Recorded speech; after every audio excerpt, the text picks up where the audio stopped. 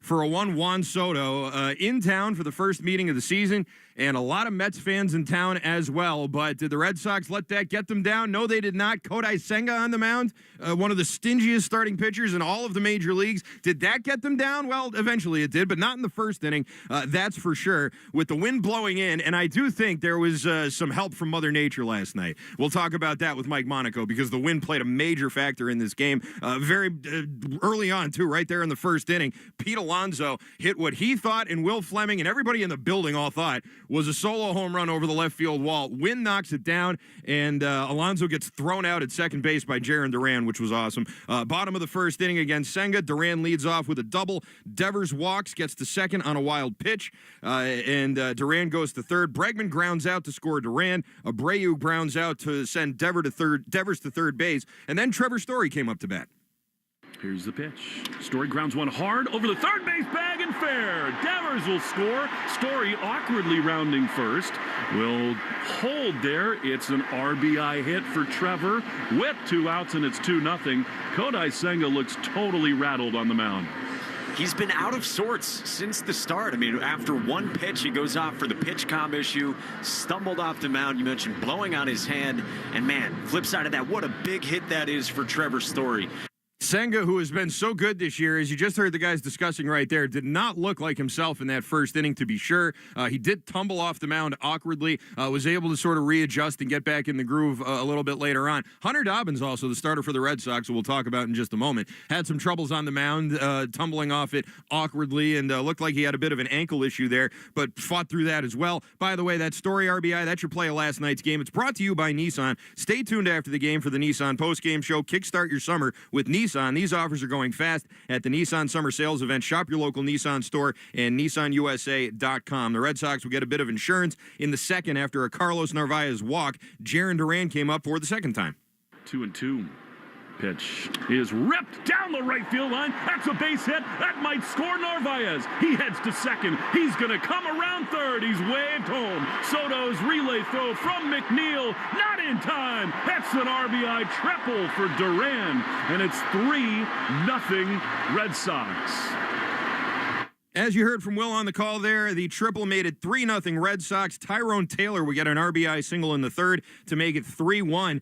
Dobbins would let up back-to-back singles in the fifth inning. He got the hook from the manager, the acting manager last night, Ramon Vasquez. After that, his final line, 4 2/3 innings, 5 hits, 1 run, 1 walk, and 2 strikeouts for Senga. He lasted a little bit longer, 6 innings, 5 hits, 3 runs, 3 walks, and 5 strikeouts. He takes the loss to fall to 4-3. The bullpen for the Red Sox was good. Not always the cleanest, but good. It was Justin Wilson getting out of the fifth. He gave up a walk and a hit in the sixth, but did get a double play, 1 of 3 turned by the Red Sox defense on the night. Greg Weissert, same deal, a walk and a hit. He did escape. Slayton pitched a clean 8th. Chapman got a double play to end the game.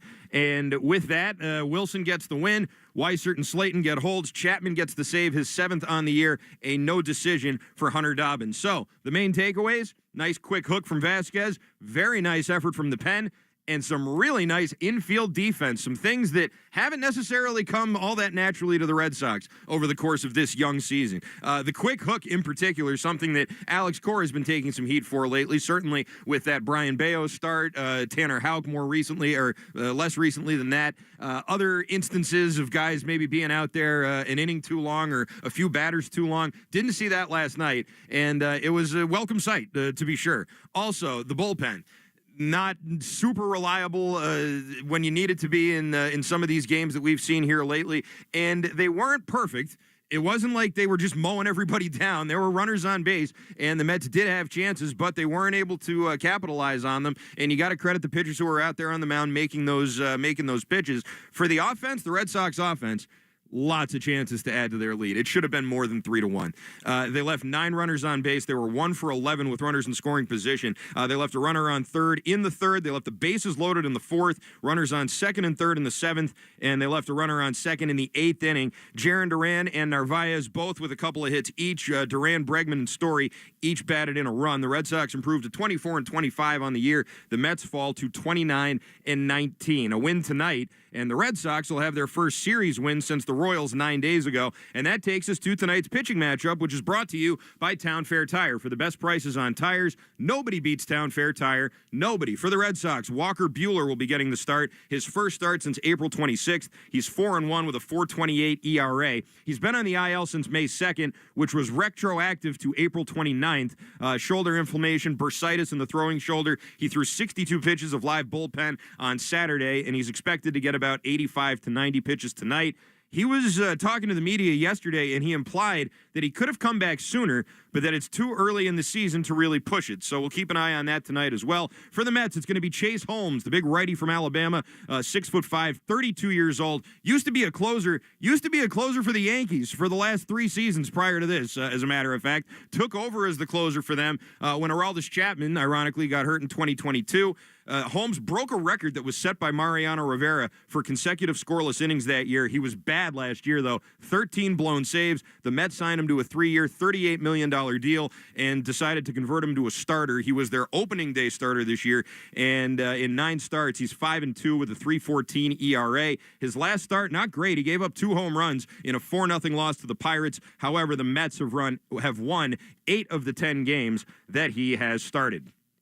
Tonight's first pitch is at 6:45. First pitch is brought to you by Jeffrey Glassman Injury Lawyers, Boston's go-to injury attorney for over 30 years. If you've been hurt in a car or work accident, you got to get Glassman. Call all 7s at 617-777-7777. Coming up in about 15 minutes, our own Will Fleming will sit down with Alex Cora. That's brought to you by our New England Ford dealers. Hurry in to get employee pricing on the full lineup of vehicles Ford from America for America. But coming up next, we'll go live to Fenway Park, and we will talk with Mike Monaco, who's been on the call with Will Fleming for the last game yesterday, and now again today. Was also part of a 3-man booth with Lenny DiNardo. Monaco's been all over the place. I'm not sure I've talked to him yet, so we'll get his take on things. What I want to ask Monaco is what's going on with the Red Sox and the Mets fans, because if you noticed this last night, there was a very odd thing that happened. Red Sox fans were early on in the game getting kind of overwhelmed by the Mets fans chanting, "Let's go Mets." So the Red Sox fans get in, they try and shout down the Mets fans, and then somehow they compromised and both started chanting, "Yankees suck." So it was a weird dynamic, and the weirdest part of it was that they were chanting that every time Juan Soto came up. So it's like the Mets were chanting at Juan Soto a chant about the Yankee. Like, you see what I mean? It's like it's very convoluted. But I want to try and make some sense of it with Mike Monaco because I'm confused and I don't like this weird alliance going on with Mets fans. That's not okay. All right, we don't join forces with the Mets, even if it's to be against the Yankees. I'm not comfortable with that as someone who was alive in 1986. Anyways, we'll talk with Mike Monaco. We'll get his take on that. We'll get his take on several other things, including is Alex Cora leaving these starters in too long, and Walker Buehler, could he have maybe been back sooner than he was? He said that if it was the playoffs, then he probably would have been back sooner than this, but that it's too early in the season for that. We'll get his take on that, and if the Red Sox are any closer to potential answer at first base, and we may have a clue coming our way from Worcester. That's all coming up when we talk to Mike Monaco next here on the Mass Mutual pregame show. Talk to Mass Mutual today. Feel comfortable about tomorrow. 20% off sunglasses from Shadon Precision Eyewear. Hurry over to seebetterplaybetter.com and use promo code SPRING. See better and play better with Shadon. That's seebetterplaybetter.com. Promo code SPRING. Lowe's knows that no matter your paint or stain project, saving is at the top of your to-do list. Save now with buy one, get one half off select paints, stains, and primers from top brands like Valspar, HGTV Home by Sherwin-Williams, and Cabot via Visa gift card rebate. Find more Memorial Day deals now at Lowe's. We help, you save. Selection varies by location. While supplies last, discount taken at time of purchase. See sales associate for details. Offer valid 5/15 through 5/28. Moms, dads, are you the parent of a student athlete? Do you want to know how to get the most out of youth sports? If so, listen to the Next Pitch podcast to give you the tools to raise an aspiring athlete. It's not simple, but we talk straight and give you the best insight there is when it comes to youth sports. We'll cover everything from nutrition and training to mental toughness and teamwork. It's a podcast you can listen to together with your kids so everyone can benefit. Follow Next Pitch on the Odyssey app or wherever you listen to podcasts.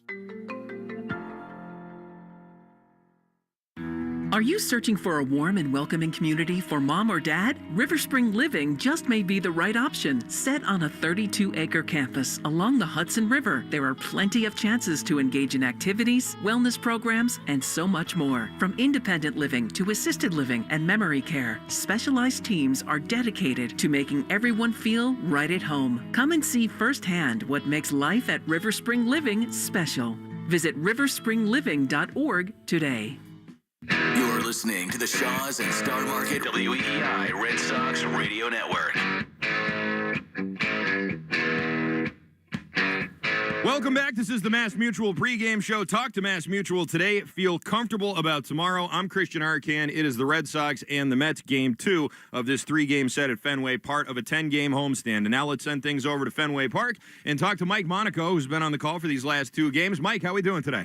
Christian, doing great, man. What's going on with you? Not too much. I have a question about this Mets fan, Red Sox fan alliance that I was hearing in the first couple innings. You know what I'm talking about, right? Of course. It started early last night. It did, and it seemed like the Mets were kind of taking over. Then the Red Sox fans fought back, and then everybody joined in against the common enemy, the New York Yankees.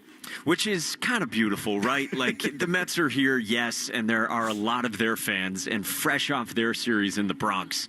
I think everyone can agree that the Yankees, and then insert 4-letter verb, that was thrown out there yesterday by everyone. But it was an interesting dynamic, and Jared Duran pointed it out postgame as well, that there were a lot of Mets fans here, and there was a lot of blue in this ballpark, and you can understand it. Like, we love Fenway Park. It's the most beloved ballpark in America. Mm-hmm. It's historic for all of those reasons. So, of course, it's a destination for a team anywhere, but especially from the National League, who doesn't get here a ton. But it was kind of jarring to hear early on, and I think, Duran, smirked when he talked about it postgame, and Will said this during the broadcast last night. Duran's the kind of guy who loves something like that, and who kind of thrives off of, I think, that sort of energy, and I think it carried over to what Jaron did at the plate. There's so much going on with Juan Soto here just over the last few days since his Mets were going up against his former team in the Bronx, and that kind of lingered into yesterday. So there was a lot happening here, Christian, last night. Yeah, that last part, I was going to ask you about that. So it was almost like Mets fans were chanting the Yankee chant at Soto, as if you're still a Yankee. You know what I mean? It was like this weird sort of, hey, you're a Met now. This is what we think of the Yankees. You were being awfully chummy with them last week. Snap out of it is what it sounded like to me. Yeah, it's interesting. Like, there was so much that went into that weekend. Like, he was, by all accounts, supposed to be mic'd up on Sunday Night Baseball. Right. And I think pretty close to the last moment, sort of removed himself from that, and it was Brandon Nimmo instead. Listening to the guys on Sunday Night Baseball who called it, like, they pointed out that Soto would kind of jog out to the outfield very late between innings, and so like he would kind of limit his time exposed to the Yankee fans out there in the outfield at Yankee Stadium. So I think there was just a lot that went into it for Juan Soto, and I think it probably weighed on him on a human level, and how could it not?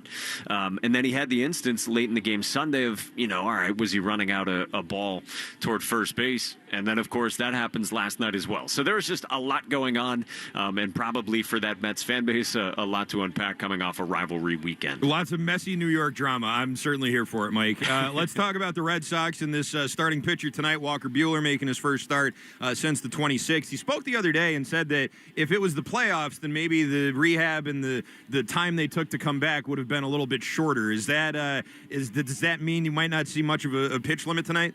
I think so. I mean, he was up to 60-plus pitches the other day, I think Thursday, in his live bullpen. And, he has come out and said that he feels almost embarrassed that he had to go on the injured list for this. I mean, he's a guy who has said, since he signed in the winter, has said all the right things. And I think as this season goes along, I think he's the type of guy that this fan base and this market will love. And he was starting to pitch so well before he didn't bounce back well from that start in late April in Cleveland with the shoulder issue. But I do think, hey, if he was 60-plus pitches the other day, doesn't need a rehab assignment, I think you can get length out of him. Now, he wasn't throwing 100 pitches in every start of those first half dozen to begin the year, but he can certainly give you some length today. And you know what? Like, this rotation needs it as well. They went intentionally shorter with Hunter Dobbins, just kind of with the matchups third time through against those big Mets bats at the top of the order. They could really use some length out of Buehler in this one coming back. Like, if he can give 6, that would be huge, and huge for this bullpen. Yeah, it certainly would, and it does sort of lead me to my next question here with Cora back after being off yesterday. There's been some criticism of him and him leaving his starters in a little too long. But if you look at it, not many of these starters go deep into games. It's sort of a question of when they're losing their grip, as opposed to the metrics and the numbers and things like that. Even Brian Bayo, before that last inning, only threw like 68 pitches. So is that fair, I guess, to turn up the heat on Cora a little for leaving the starters in too long? I don't think so. I think it's been a mixed bag. Like, there's different factors in it. We were talking about this last night. Like, the last 2 weeks, the Red Sox have had 8 starts that have not gone into the 5th inning. Like, I think it's a mixed bag of, you're struggling to get length. Obviously, a guy like Tanner Houck has really been working through some things, and now he's on the injured list. Bayo had a late start to the season.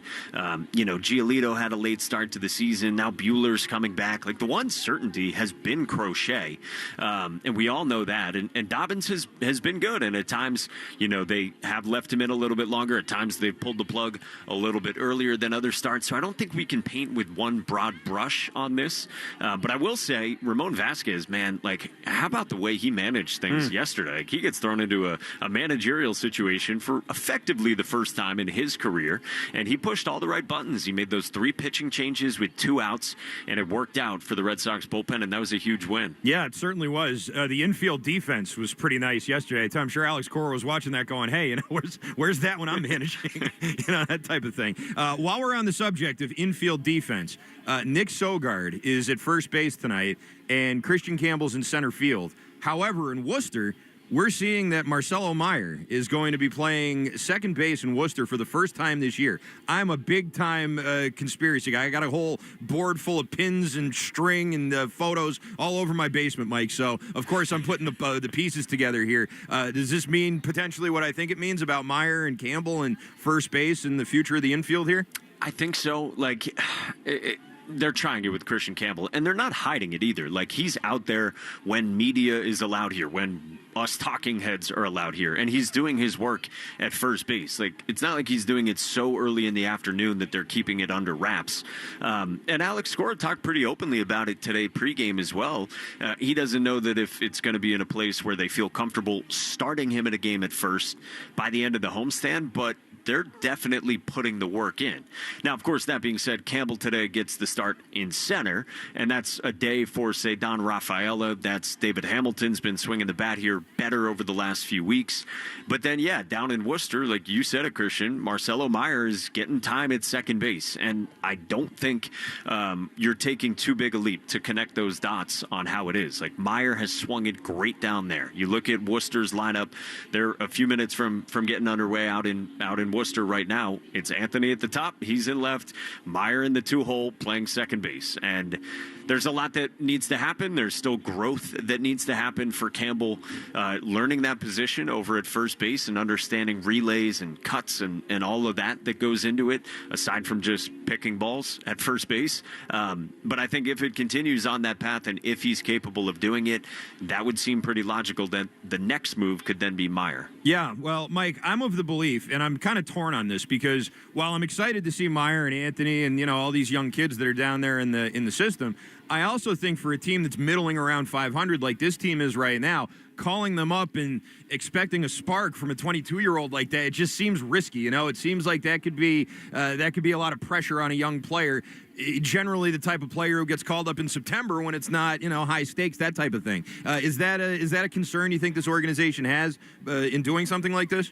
I think they would all come out and say, and I think everyone from coaching staff to front office would say, like, we're not expecting an Anthony or a Meyer to be a savior. But I do think it can be a spark. And, like, if it's earned on merit and if the production at AAA warrants, hey, like, you're doing it at this level and we think the next step in your player development is to give it a try at the major league level, then I do think, like, it could lead to a spark. And, again, there's a distinction between spark and savior. Right. But I think coming up, like, that is something that could happen. Like, look at David Hamilton tonight. And, again, he's been good over these last few weeks. He's in the 8-hole. Like, if you bring up Meyer and you plop him in the 8-hole or the 6 spot or the 7 spot, like, you're not asking him to save the season by any means. But if he can come up and get thrown into it, let's see what happens, And if he does swing it the way Christian Campbell did in the first month, like, you'll take that and run with it while also recognizing it's not going to be linear the whole time. Like, there's going to be peaks and valleys, as we've seen here offensively the last few weeks with Christian Campbell. That's just going to happen for anyone who's coming up. All right, Mike Monaco, great to talk with you. Look forward to the call of the game.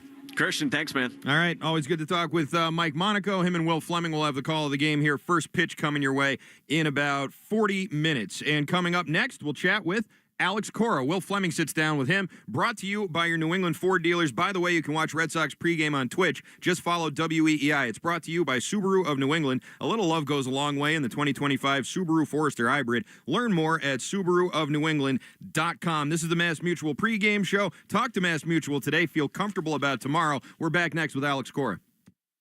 20% off sunglasses from Shadon Precision Eyewear. Hurry over to SeeBetterPlayBetter.com and use promo code SPRING. See better and play better with Shadon. That's SeeBetterPlayBetter.com. Promo code SPRING. Lowe's knows that no matter your paint or stain project, saving is at the top of your to-do list. Save now with buy one, get one half off select paints, stains, and primers from top brands like Valspar, HGTV Home by Sherwin-Williams, and Cabot via Visa gift card rebate. Find more Memorial Day deals now at Lowe's. We help, you save. Selection varies by location. While supplies last. Discount taken at time of purchase. See sales associate for details. Offer valid 5/15 through 5/28.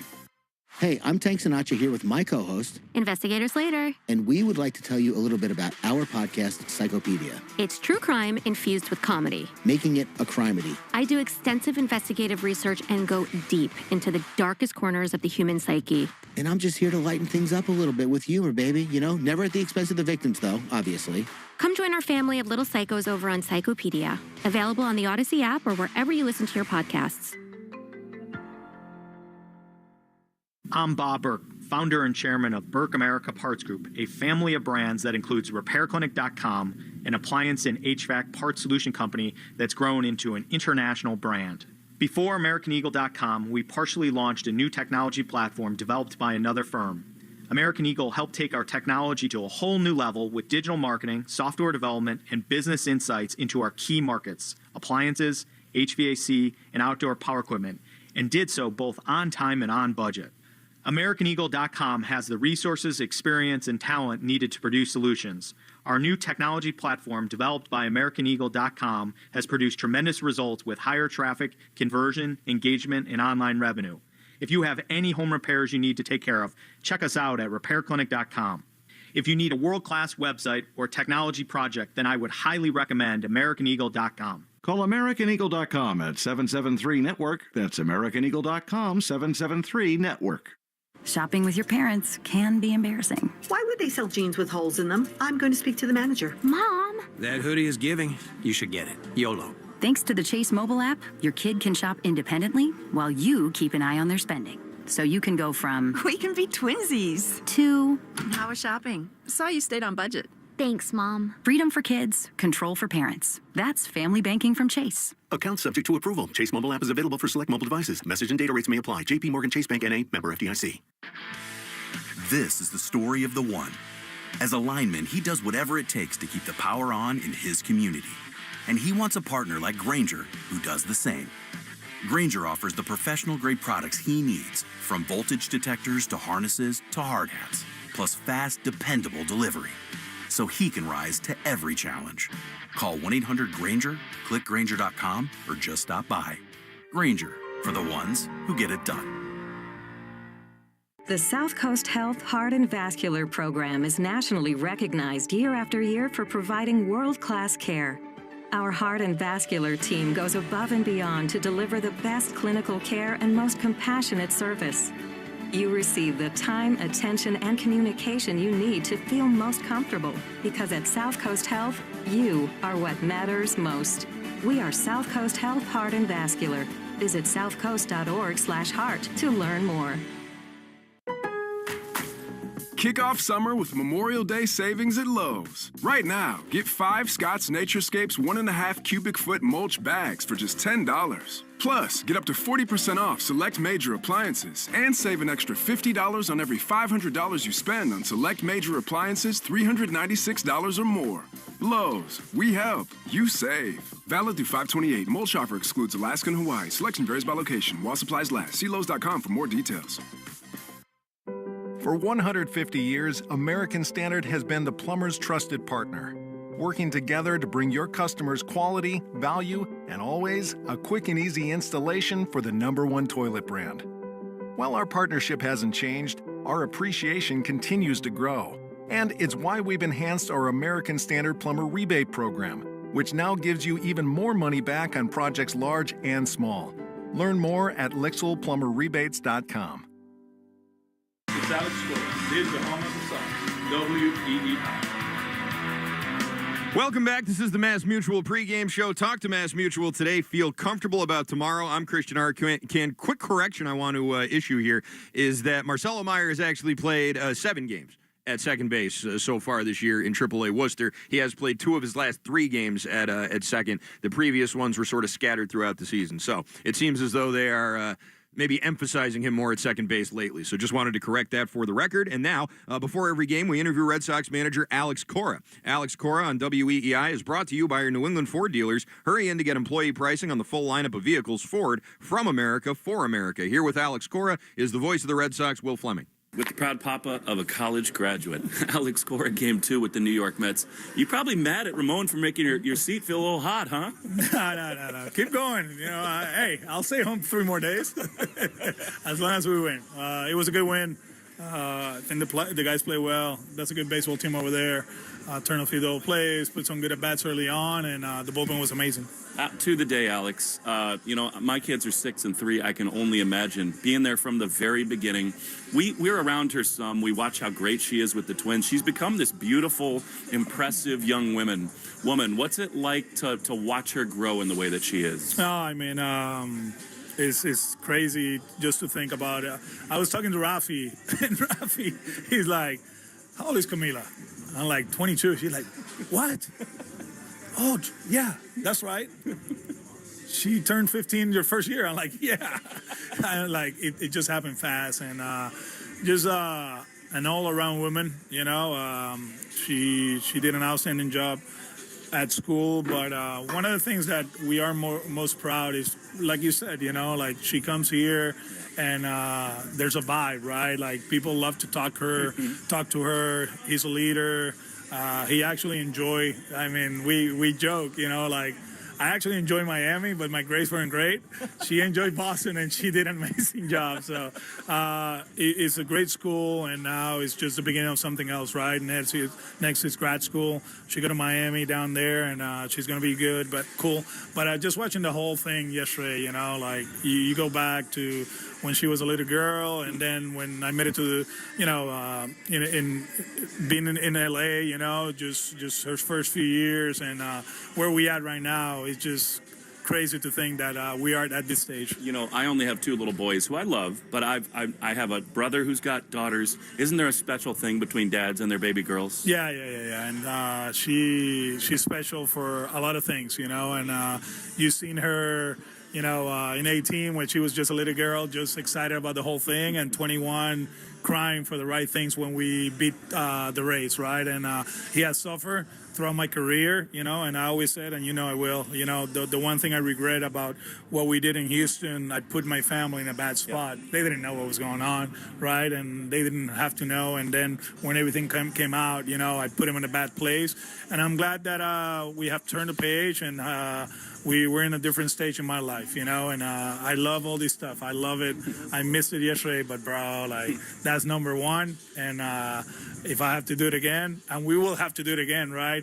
I'll miss a game. I'll miss a Boston Red Sox game. And you should, and anyone who has any other opinion on it needs to beat it. I think it's really cool that it happened here in Boston too, Alex, because it's been a big part of her life and your life as a player, as a manager, as a champion. Pretty neat now that you even have that extra attachment to this great city. 100%, and just being there in Alumni Stadium, just watching, and like so many families, right? Because, you got the foreign students, like us, right? She's from Puerto Rico, came here, but, man, you can see the bonding, families just together, grandpa and dad and mom, that BC alumni, you can tell, and it was a long one, but it was great, and, great speeches, they talk about how superheroes are born in times like this, right? When things are tough, and we're living in a tough world, right? And that class is a special one, right? Because from high school there were the COVID COVID class, and going into 21, you had no idea, right? Like how the world is gonna function, right? And they did an amazing job just going through obstacles after obstacles, and now they're graduates, right? And it's just the beginning, and we're very proud of the whole class, but obviously very proud of Camila. We're going to get to baseball in a minute, I promise, but tell everybody what she's doing next. She goes to another one of your favorite places. Yeah, she go to Miami for grad school, sports administration program that they have down there. So we'll see what happens. We'll see what we're going to do.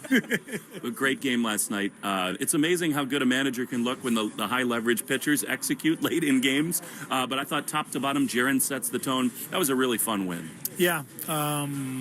Just watching, right, it felt good getting the lead, right away against a pitcher that numbers-wise, right, ERA-wise, is the best in the big leagues, and we put some good at-bats. Trevor put in the ball in play in that first one. It was huge for us, and we played good defense. We pitched extremely well. I think that Lindor-Wilson at bat, that was a good one, slider after slider after slider after slider, and we got him, and then, the bullpen did an amazing job. There's been a lot of talk about that spin. We had Carlos on after the game. I thought his explanation of that at bat was absolutely phenomenal. He talked about how Lindor had laid off a fastball outside one time. He wasn't going to do it again, and he saw bad swings on sliders. The thought process of this kid is so impressive, Alex. He's playing well, and that was the cool thing about yesterday, that I didn't have to make decisions. I can watch the game basically with free will, right? Whatever I thought, I watch, and just watching Carlos behind the plate, he got a few calls. He did an amazing job behind the plate. Just kind of like the leadership skills, you can see it, that's obviously what you see on TV. You see pitcher catcher. Here, I see it sideways, but there's a presence behind the plate, and offensively, man, he's been really good. Controlling the strike zone, not chasing pitches,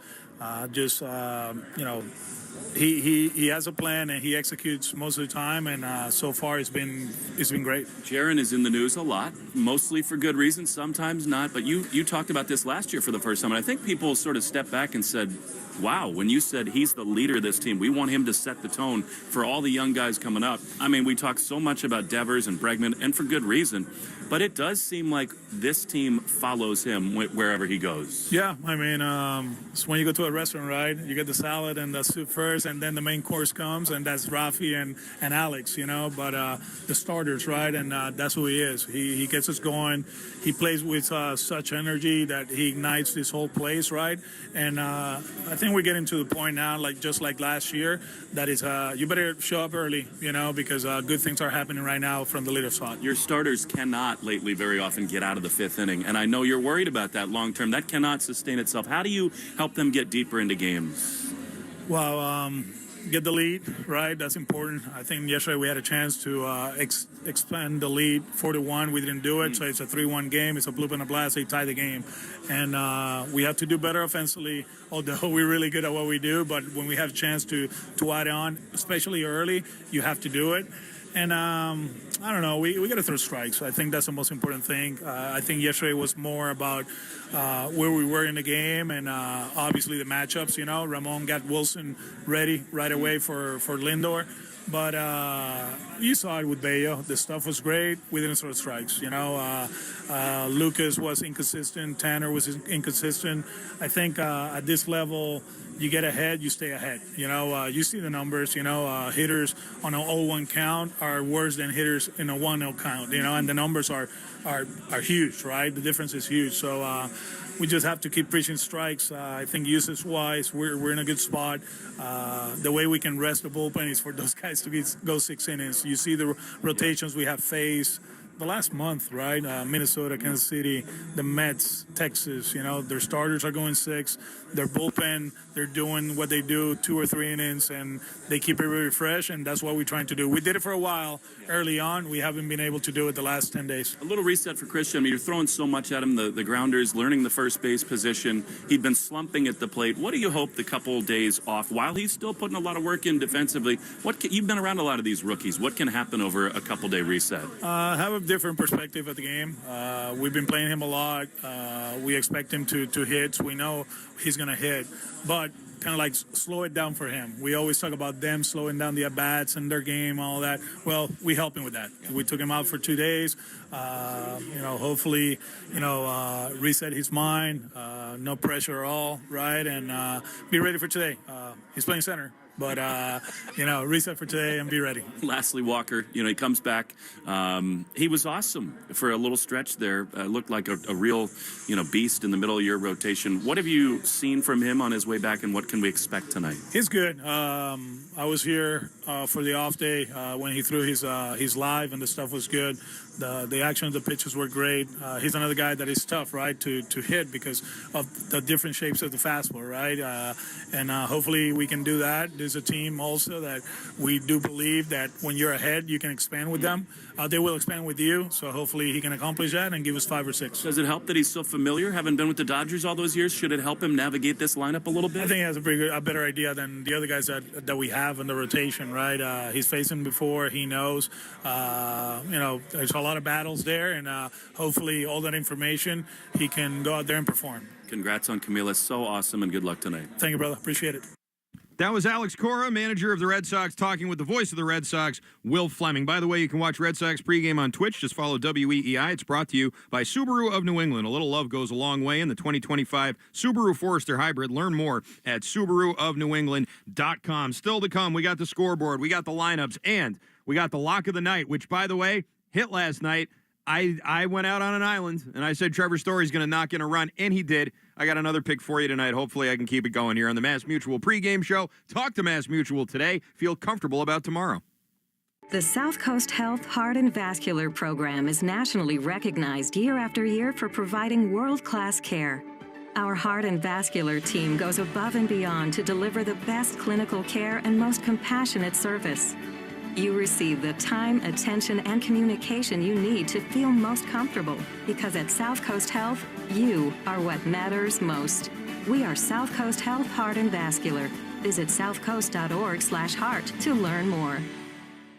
Rarely does a product come to the game of professional golf that is so quickly embraced by the pros. Shaden Precision Eyewear is that product. Go to seebetterplaybetter.com and find out why Shaden sunglasses are trusted by tour players and their caddies. Shaden is so confident in their product, they're offering a 30-day money-back guarantee. Go to seebetterplaybetter.com and use the code SPRING to receive 20% off your order. That's seebetterplaybetter.com and the code SPRING to experience golf's finest eyewear. Kick off summer with Memorial Day savings at Lowe's. Right now, get 5 Scott's Naturescapes 1.5 cubic foot mulch bags for just $10. Plus, get up to 40% off select major appliances and save an extra $50 on every $500 you spend on select major appliances $396 or more. Lowe's, we help, you save. Valid through 5/28. Mulch offer excludes Alaska and Hawaii. Selection varies by location. While supplies last. See Lowe's.com for more details. What We Spend is a new podcast that explores something we almost never talk about. Every week, you'll hear a different guest share everything they spend their money on. What We Spend is available now on the free Odyssey app or wherever you get your podcasts. Smart Water. Pura y refrescante. Wow, está muy buena esta agua. Con electrolitos para el sabor. Un agua que dice, estoy en control. Y yo fingiendo que la ropa sucia en mi silla es una decisión estética. Pero aquí estás hidratándote como un adulto. Sí, me siento muy elegante. Eso es tener gusto por el buen gusto. Gusto por gusto. Me gusta. Smart Water. Para el gusto por el buen gusto. Consíguela ya. It's breakfast time at the McGee Manor, folks. Jenny goes in for the oat milk. Dad. Ooh, a rare spill from McGee. Jimmy, he's doing it again. Jimmy steps up to the plate. Will it be a clean sweep? It's baseball season, isn't it? Perfect. He goes for a hash brown, and that tater is gone. Along with my appetite. New season, same spirit. On and off the field. Mass Mutual, official partner of the Red Sox. Learn more at massmutual.com/Red Sox. Hey guys, Andy Hart here, and let's face facts. We can't exactly dodge Father Time. But does that mean we need to wave the white flag on our health? Absolutely not. Look, I get it. The pounds start creeping up, the medicine cabinet gets crowded, and suddenly everyone just shrugs and says, that's aging for you. Well, guess what? It doesn't have to be. Awaken 180 Golden changes the game for anyone over 60. You want to move easier? Boom. Want fewer meds instead of more? Done. Less joint pain and more comfort? Absolutely. And oh yeah, you'll shed weight fast too. Awaken 180 Golden isn't boot camp. It's a focused, doctor and dietitian approved nutrition program with goals reached in just 1 to 3 months. Plus, you're locked in with expert coaching and lifetime support. You guys know my story. I'm proof Awaken 180 works. Now imagine the results you'll get with Awaken 180 Golden. So call 844-346-1800 or visit awaken180weightloss.com. Kick off summer with Memorial Day savings at Lowe's. Right now, get 5 Scott's Naturescapes 1.5 cubic foot mulch bags for just $10. Plus, get up to 40% off select major appliances and save an extra $50 on every $500 you spend on select major appliances $396 or more. Lowe's, we help, you save. Valid through 5/28. Mulch offer excludes Alaska and Hawaii. Selection varies by location. While supplies last. See Lowe's.com for more details. Oh no, stomach issues again? Stomach issues? Who are you? Your pancreas. I could be the real reason for your diarrhea, gas, bloating, stomach pain, or loose oily stools. I thought it was my stomach. People often do, but any of these symptoms could mean having a condition called exocrine pancreatic insufficiency, or EPI. With EPI, the pancreas doesn't release enough enzymes to break down food, but EPI is manageable. Use the symptom checker on identifyepi.com and speak with your doctor. That's identifyepi.com. Sponsored by AbbVie. You're listening to the Shaws and Star Market WEEI Red Sox Radio Network.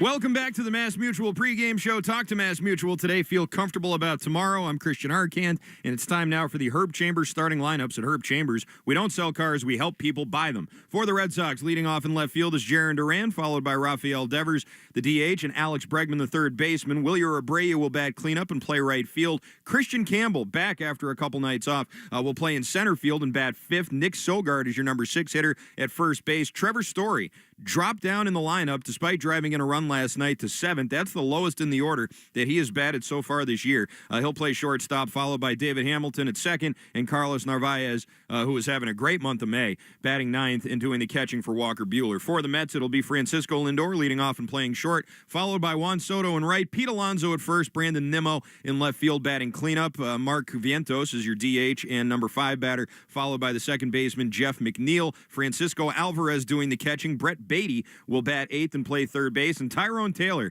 the center fielder, light-hitting center fielder, drove in the only Mets run last night, will bat 9th behind the starter, Clay Holmes. It's time now for the Subaru scoreboard update. A little love goes a long way in the 2025 Subaru Forester Hybrid. Learn more at SubaruofNewEngland.com. Busy night in the majors. We'll start with the other games getting started at 6:40. That would be the Cubs and the Marlins in Miami. The Pittsburgh Pirates will be hosting the Reds. 6:45 start time in D.C. for the Nationals and the Braves. 7:05 start time in Tampa, Rays and the Astros. The Yankees host the Rangers. That's a 7:05 start time. 7:07 start in Toronto with the Blue Jays and the Padres. At 7:40, the Brewers will get a visit from the Orioles. Same time start for Chicago and Seattle. In Chicago, the White Sox, that is.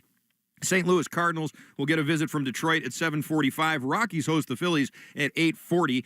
San Francisco and Kansas City will get going in San Francisco at 9:45. The A's host the Angels at 10:05. A 10:10 start time for the Angels and the D-backs. And the Twins and the Guardians got rained out. They will be making up that game on September 20th. And now here's the lock of the game, presented by Interlock Metal Roofing. Visit them online at newenglandmetalroofing.com and never re-roof again. The over-under is 8.5 tonight. I'm thinking another low-scoring game, so I'm going under 8.5. That's my big pick. I hit with Trevor Story. I'm going a little bit more rational here, and I'm doing something that I generally don't do, which is riding the wave of the previous game. But I think in this case, Walker Buehler, Clay Holmes, 2 good pitchers, and I think you're probably going to see not quite as many runs. Just a thought. It's a little cold out there, too. Really, it's the weather that's making me think that. We'll see if they have that same kind of wind blowing in that stopped all those home runs. By the way, at Herb Chambers, we don't sell cars, we help people buy them, and I'm Christian Arcan. This has been the Mass Mutual pregame show.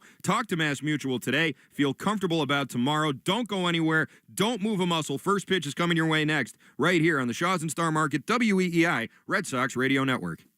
You've been listening to the Mass Mutual pregame show. Mass Mutual, insurance, planning, investments. The Red Sox are coming up next on the Shaws and Star Market, WEEI, Red Sox Radio Network. Is Dad a golfer? Give him an advantage on the course this Father's Day with Shade-In Precision Eyewear. SeeBetterPlayBetter.com offers premium golf sunglasses at 20% off with code SPRING so he can play like the pros. Shade-In is so confident in their product that they offer a 30-day money-back guarantee. Don't wait. His next course record is the gift you could give him this Father's Day. Visit SeeBetterPlayBetter.com and get 20% off with code SPRING today. Lowe's knows that no matter your paint or stain project, saving is at the top of your to-do list. Save now with buy one, get one half off select paints, stains, and primers from top brands like Valspar, HGTV Home by Sherwin-Williams, and Cabot via Visa gift card rebate. Find more Memorial Day deals now at Lowe's. We help, you save. Selection varies by location. While supplies last. Discount taken at time of purchase. See sales associate for details. Offer valid 5/15 through 5/28. I'm Emma Greed, and I'm the host of the Aspire podcast, a show where I talk to the world's most brilliant minds about building the life of your dreams. Listen to and follow Aspire with Emma Greed, an Odyssey podcast, available now wherever you get your podcasts. Look around. You can find cars like these on AutoTrader, like that car right in your tail. Or if you're tailgating right now, all those cars doubling as kitchens and living rooms are on AutoTrader too. Are you working out and listening to this ad at the same time? Well, multitasking pro, cars like the ones in the gym parking lot are for sale on AutoTrader. New cars, used cars, electric cars, maybe even flying cars. Okay, no flying cars, but as soon as they get invented, they'll be on AutoTrader. Just you wait. AutoTrader. Citizens, since we each upgraded to Xfinity in our homes, the Wi-Fi has been booming. It's fair to say our town has officially become a boomtown. Mayor, will I be able to drop into multiplayer gaming battles with low lag? The lag won't be an issue, but your questionable skills may be. And what if I have hundreds of devices on the Wi-Fi? Purely hypothetical. Seems like a lot, but sure, hundreds of devices all booming together with the Xfinity Gateway. Yes, friends and neighbors, with Xfinity, the Wi-Fi is booming. The Wi-Fi isn't the only thing that's booming. Now get the most reliable Wi-Fi and our best-in-class equipment for one consistent price for 5 years guaranteed. All in. Plus, get unlimited data included and no annual contract. All with the 5-year price guarantee from Xfinity. Visit Xfinity.com, call 1-800-XFINITY, or visit a store today. Restrictions apply. Not available in all areas. New residential customers only. Select plans only. Xfinity Gateway with X5 Complete required for unlimited data except in certain areas. Most reliable Wi-Fi based on Open Signal Awards USA. Fixed Broadband Experience Report, August 2024. Actual speeds vary. For over 8 years, QC Kinetics is the nation's leader in non-surgical relief for joint pain with over 50,000 satisfied patients. People with knee and back pain now living pain-free, shoulder and hip pain gone. Hey, it's Wiggy. What they're doing is nothing short of remarkable. They're using regenerative cell therapy to restore the tissue in your achy joints. These are biologic growth factors with robust healing properties, carefully and strategically placed in your joints. Best part with QC Kinetics, there are no drugs, no surgery involved, and there is no downtime. This is an all-natural, cellular-level option with lasting relief. The patient satisfaction reports are astonishing. Imagine doing all the things you enjoy this summer without being slowed down by that awful joint pain in your knees or back. Call QC Kinetics now and learn about these cutting-edge treatments that can help you live your best life. The consultation is free. Call 617-644-PAIN. 617-644-PAIN. That's 617-644-PAIN. This is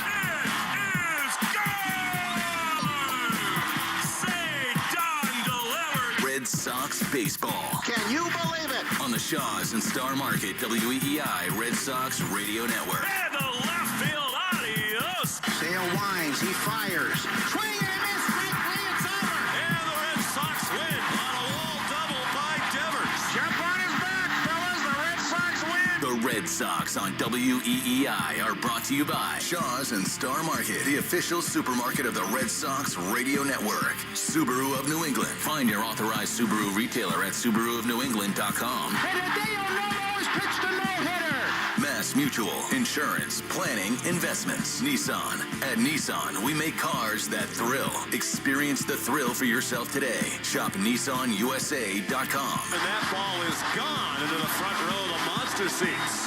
Drains by James. Eastern Mass's choice for drain cleaning and pipelining. Arbella. Here for good. Devers is homered in 5 straight. Buy cars for kids. That's Cars with a K to donate your car today.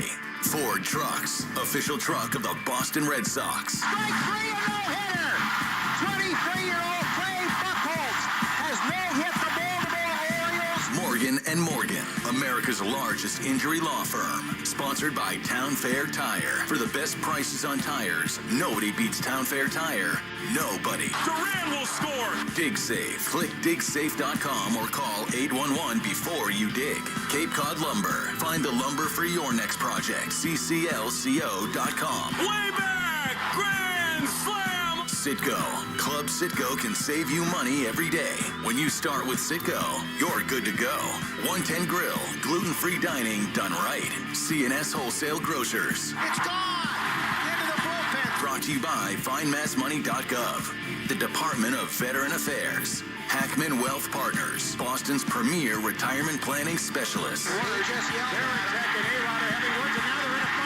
Herb Chambers. At Herb Chambers, we don't sell cars, we help people buy them. Interlock Metal Roofing. Visit NewEnglandMetalRoofing.com. Never re-roof again. Swing and a miss. He got him. Battle won by House. McFarland Energy, the region's most dependable provider of home heating oil delivery, as well as expert HVAC services at McFarlandEnergy.com. Northern Bank, your partner for growth. Here's the throw. Roberts dives, and he is safe. And by Verizon Wireless, the network Boston relies on. New England Chevy dealers. Together, let's drive. Goodbye, Christian Campbell. Now, with all the play-by-play action, here's Will Fleming and Mike Monaco. On another cool and overcast evening at Fenway Park, we welcome you to Game 2 of a 3-game series between the Boston Red Sox and the New York Metropolitans, a rematch of that ill-fated 1986 World Series, but a very positive start last night to the series for the Red Sox. A 3-1 win headed by Ramon Vasquez. Bullpen was awesome behind Hunter Dobbins. They got just enough big hits, and with boos raining down over top of the suddenly controversial Juan Soto, the Red Sox got the job done in Game 1. Tonight, the Red Sox will give the baseball back to Walker Buehler, who's back off the injured list. He had been on an incredible run before he went down. Now he's back on the mound, and he's opposed by Clay Holmes, who for the first time in 7 seasons is a starting pitcher, and he's been really good for the New York Mets. He's got a totally new arsenal, and in spite of a great start, a little wobbly last time against the Pittsburgh Pirates in the rain. It's cool. It is not yet full at Fenway Park, but sure to be an electric atmosphere as it was here last night. Sox and the Mets, Game 2 of 3. Time now for the national anthem, which is brought to you by BuildSubmarines.com, where you'll find stable, sustaining, skilled trades careers helping bring the next generation of U.S. Navy submarines to life. We build giants because it takes one to build one. Anthem All-Stars from the New England Mariners. And now, here to perform the national anthem is a singer-songwriter who was recently nominated for Rising Star and New Act of the Year at the New England Music Awards. Please welcome Aaron Wilson.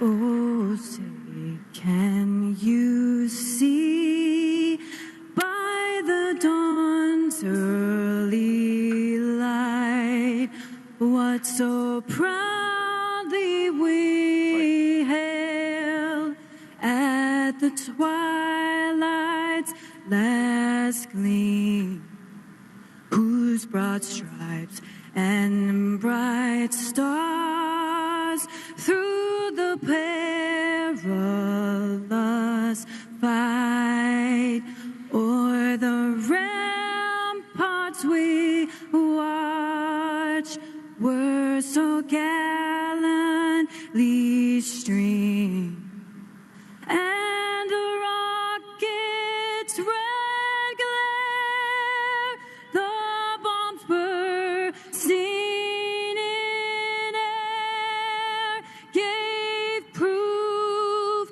through the night that our flag was still there.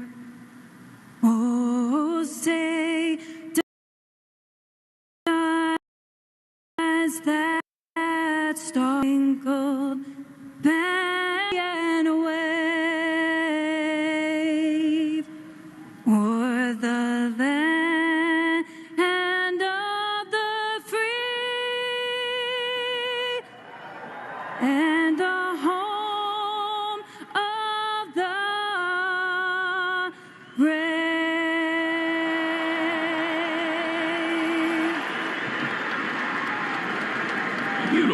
Beautifully done by Aaron Wilson, if a little labored here tonight on a chilly Fenway night. The Red Sox and the New York Knicks, a little scar tissue too soon for Boston sports fans to see this much blue and orange all over Fenway Park. Fascinated to see Mike tonight as we welcome everybody into the broadcast booth high above Fenway Park. The environment here tonight, because a lot of these people came up I-95. They took the Acela, although maybe Mets fans more on the local trains, and they were loud last night. And the Red Sox, I thought, responded very well, spearheaded by Duran.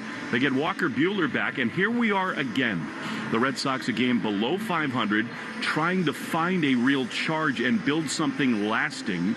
And this is a test with the Mets in town. It is. It's one of the best teams in baseball in the Mets, and the Red Sox won a hard-earned victory. And Ramon Vasquez made the managerial decisions filling in for Alex Cora last night that paid off. Made some tough calls. 2 outs, pulling a starter early in Hunter Dobbins before he went through the lineup for a third time, and they worked out. Now can you build off it? And we talked at the end of the show last night about starting pitchers and length and getting quality starts. Walker Buehler put together 4 really good ones after those first 2 were rocky. Goes on the injured list. He misses 3 starts, and can he pick back up where he left off because he didn't have a rehab outing? but he threw 60-plus pitches here Thursday of last week, so seemingly pretty much good to go, and let's see what he gives today. We're going to focus on baseball for the entirety of the night. Alex Cora is back with the Red Sox. Ramon Vasquez got a beer shower. He was great in his post-game press availability. He doffed his cap and said, "I'm retired." He sort of retracted that today, realizing he'd like to manage at some point. He did a wonderful job. It has become a story in town, and we do have to address it, Mike, because a very popular talk radio host said some things about Alex Cora attending the graduation of his baby girl at Boston College yesterday. Alex was furious about it. He addressed it in the pregame media availability today. And we'll just say once and for all, I think that, number one, discussion of anybody's family matters should be pretty much off limits. And secondly, for a guy who was in the delivery room for the birth of his daughter, to be able to go down the road, spend time with her, celebrate the young woman she's becoming, welcome in 20, 30 people from outside the country, have a great dinner together in one of 162 days, when the other 250 days of the year, he's here at 11 a.m. and in spring training, he's there at 5:30 in the morning. I just think it should be off limits, and I think that anyone who has a problem with what the Red Sox manager did yesterday maybe needs to reevaluate their priorities. He was where he needed to be yesterday, and his daughter Camila wanted him there for the entirety of yesterday, and he was. And this is a sport where it's a difficult lifestyle, 162 like you said, but that's plus spring training, that's plus off-season visits to players in your organization, that's plus winter meetings, and certainly that's part of the gig. That's what you sign up for. I personally thought it was great that Alex Cora could celebrate with Camila, with his mother, like 3 generations of Coras there celebrating.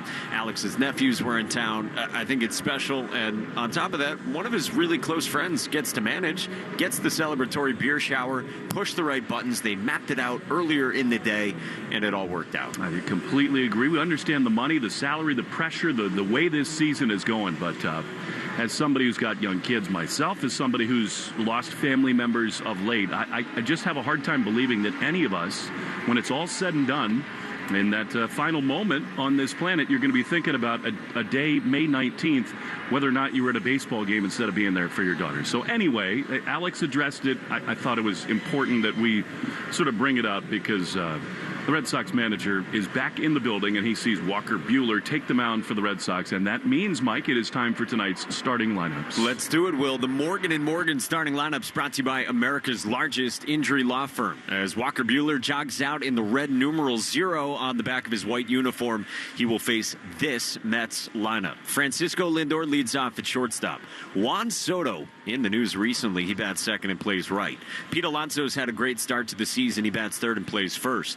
Brandon Nimmo's the cleanup man in left. Mark Vientos DHs again in the 5 spot, with Jeff McNeil, 2-time All-Star, batting 6th at second.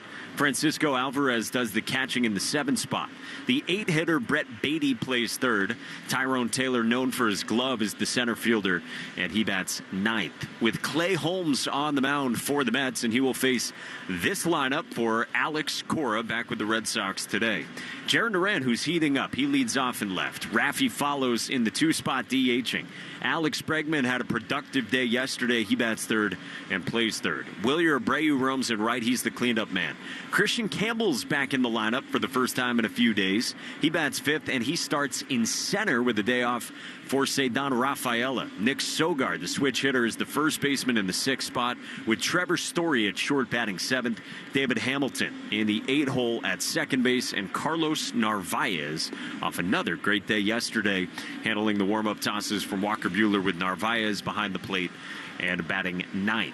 Tonight's Speed Report is brought to you by Verizon. Get your local Verizon store to check out the latest deals. Walker Buehler, how's he going to look? Coming back from the shoulder issue. He has averaged 93-94 with his fastball, and he returns to make his first start in 3.5 weeks. He ambles behind the mound. He looks out towards center field. Long red sleeves beneath the white uniform on a very chilly night again here at Fenway Park.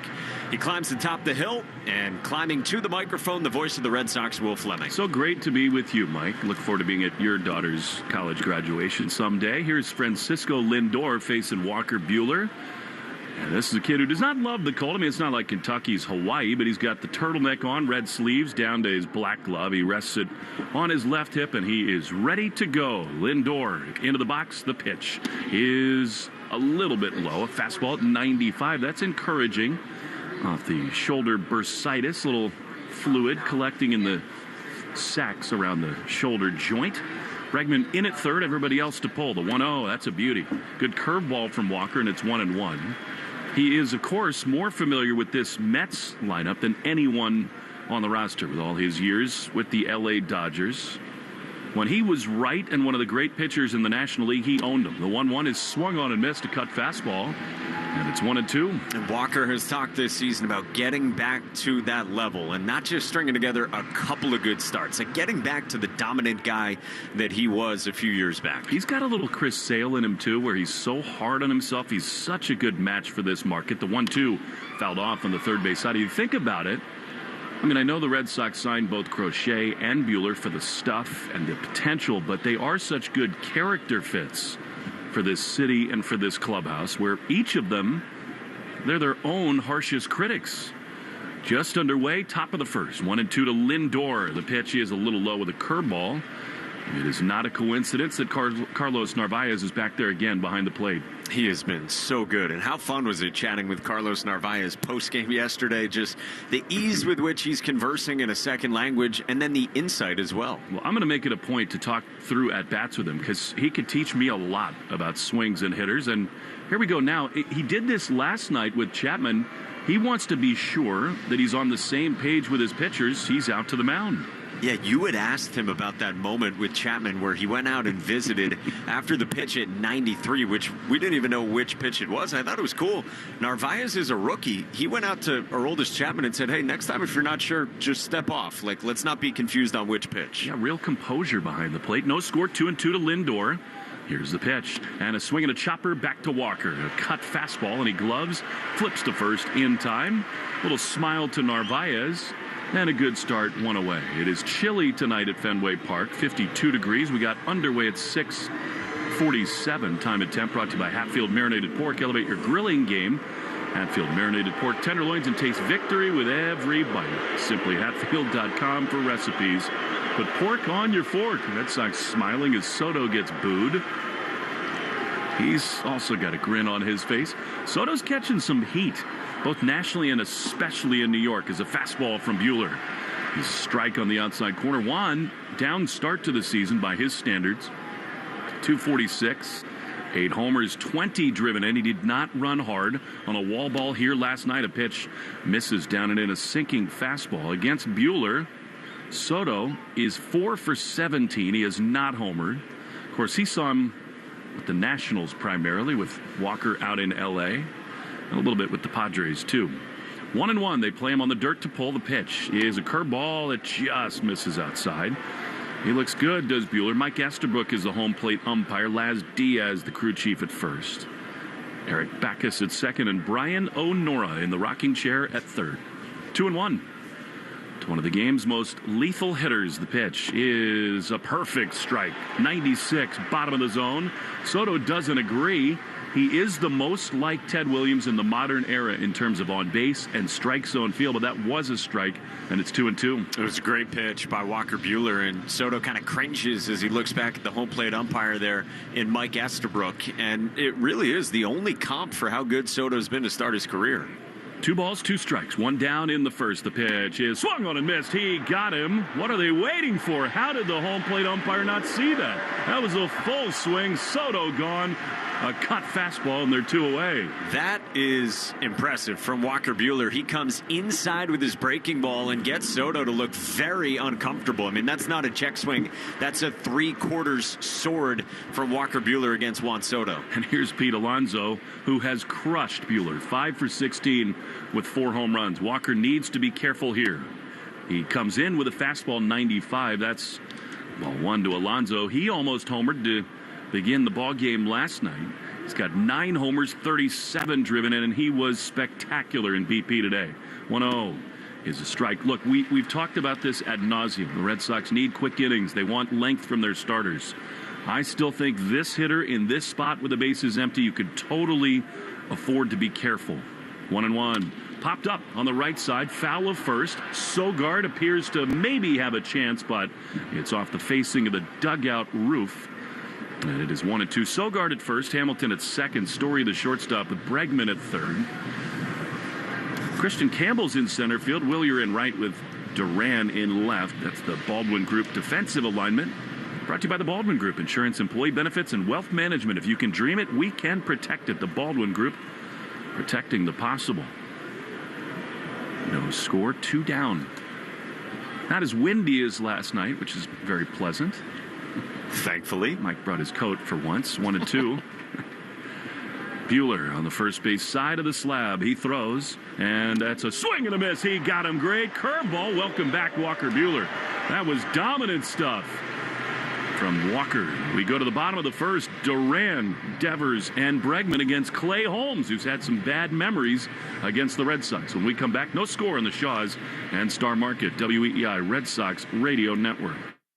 Something new is happening at Cox. Now the price of your Cox internet and mobile plan won't go up for 3 years, and Wi-Fi equipment is included. So no frustrating price changes, just a lot more of what you want, like a pizza with extra pineapple. Yikes. Okay, let's stick with something everyone wants. No price changes on your plan, guaranteed. Learn more at cox.com/value. Must have at least 500 megabits per second speeds and Cox Unlimited mobile taxes and fees excluded from price guarantee. Mobile data speeds reduced after 20 gigs usage per month.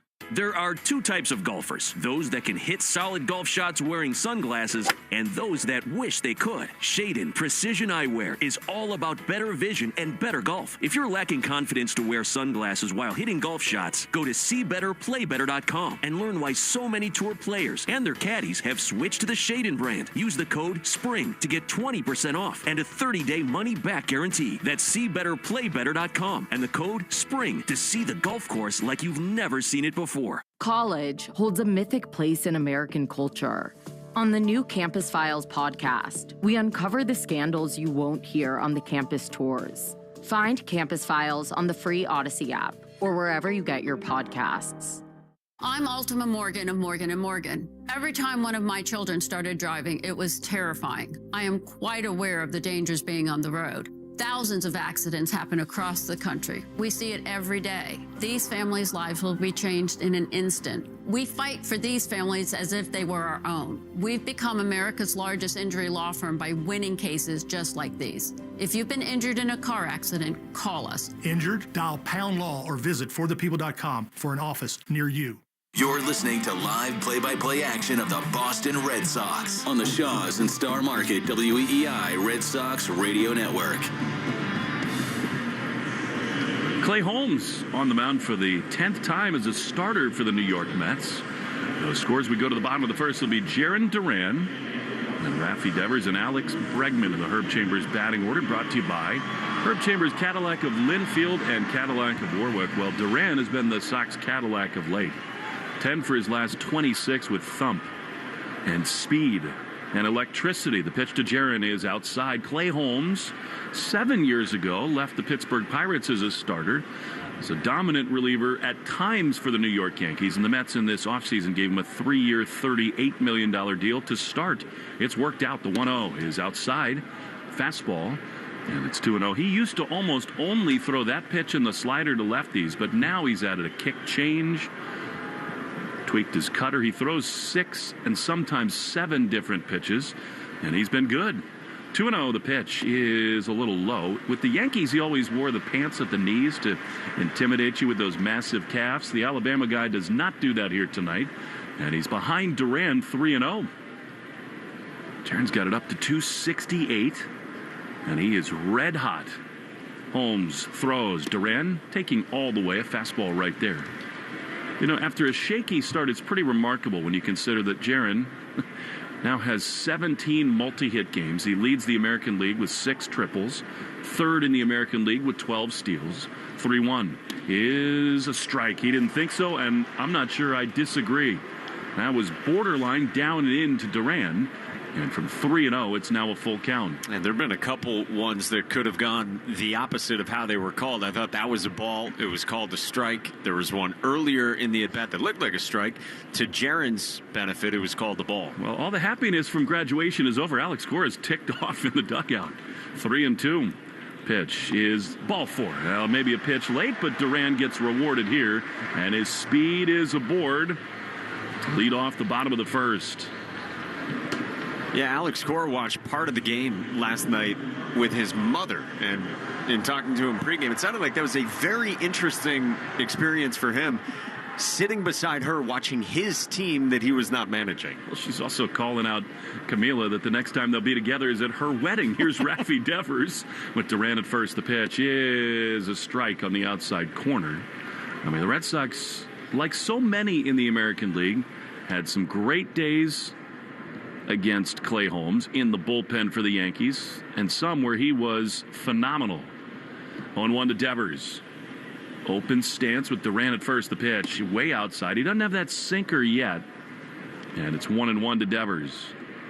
Rafi, in his career against this pitcher, 1 for 5 with a walk. 286. 9 homers and 38 driven in. 1-1. Throw to first. Duran did not have a big lead. He just dives back to the bag. Pete Alonso's at first base for the Metropolitans. Jeff McNeil back at second. Lindor, the shortstop. Brett Beatty is the third baseman. Taylor in center. He was great there last night. Soto in right and Brandon Nimmo in left. Pitch to Devers is ripped on a line to second, caught by McNeil. And they're going to say he caught it and dropped it on the transfer. Either that or that he's not allowed to fake dropping the ball. With Duran at first. Good base running there by Jaron. He's back to the bag. So a hot shot for Devers, but one away.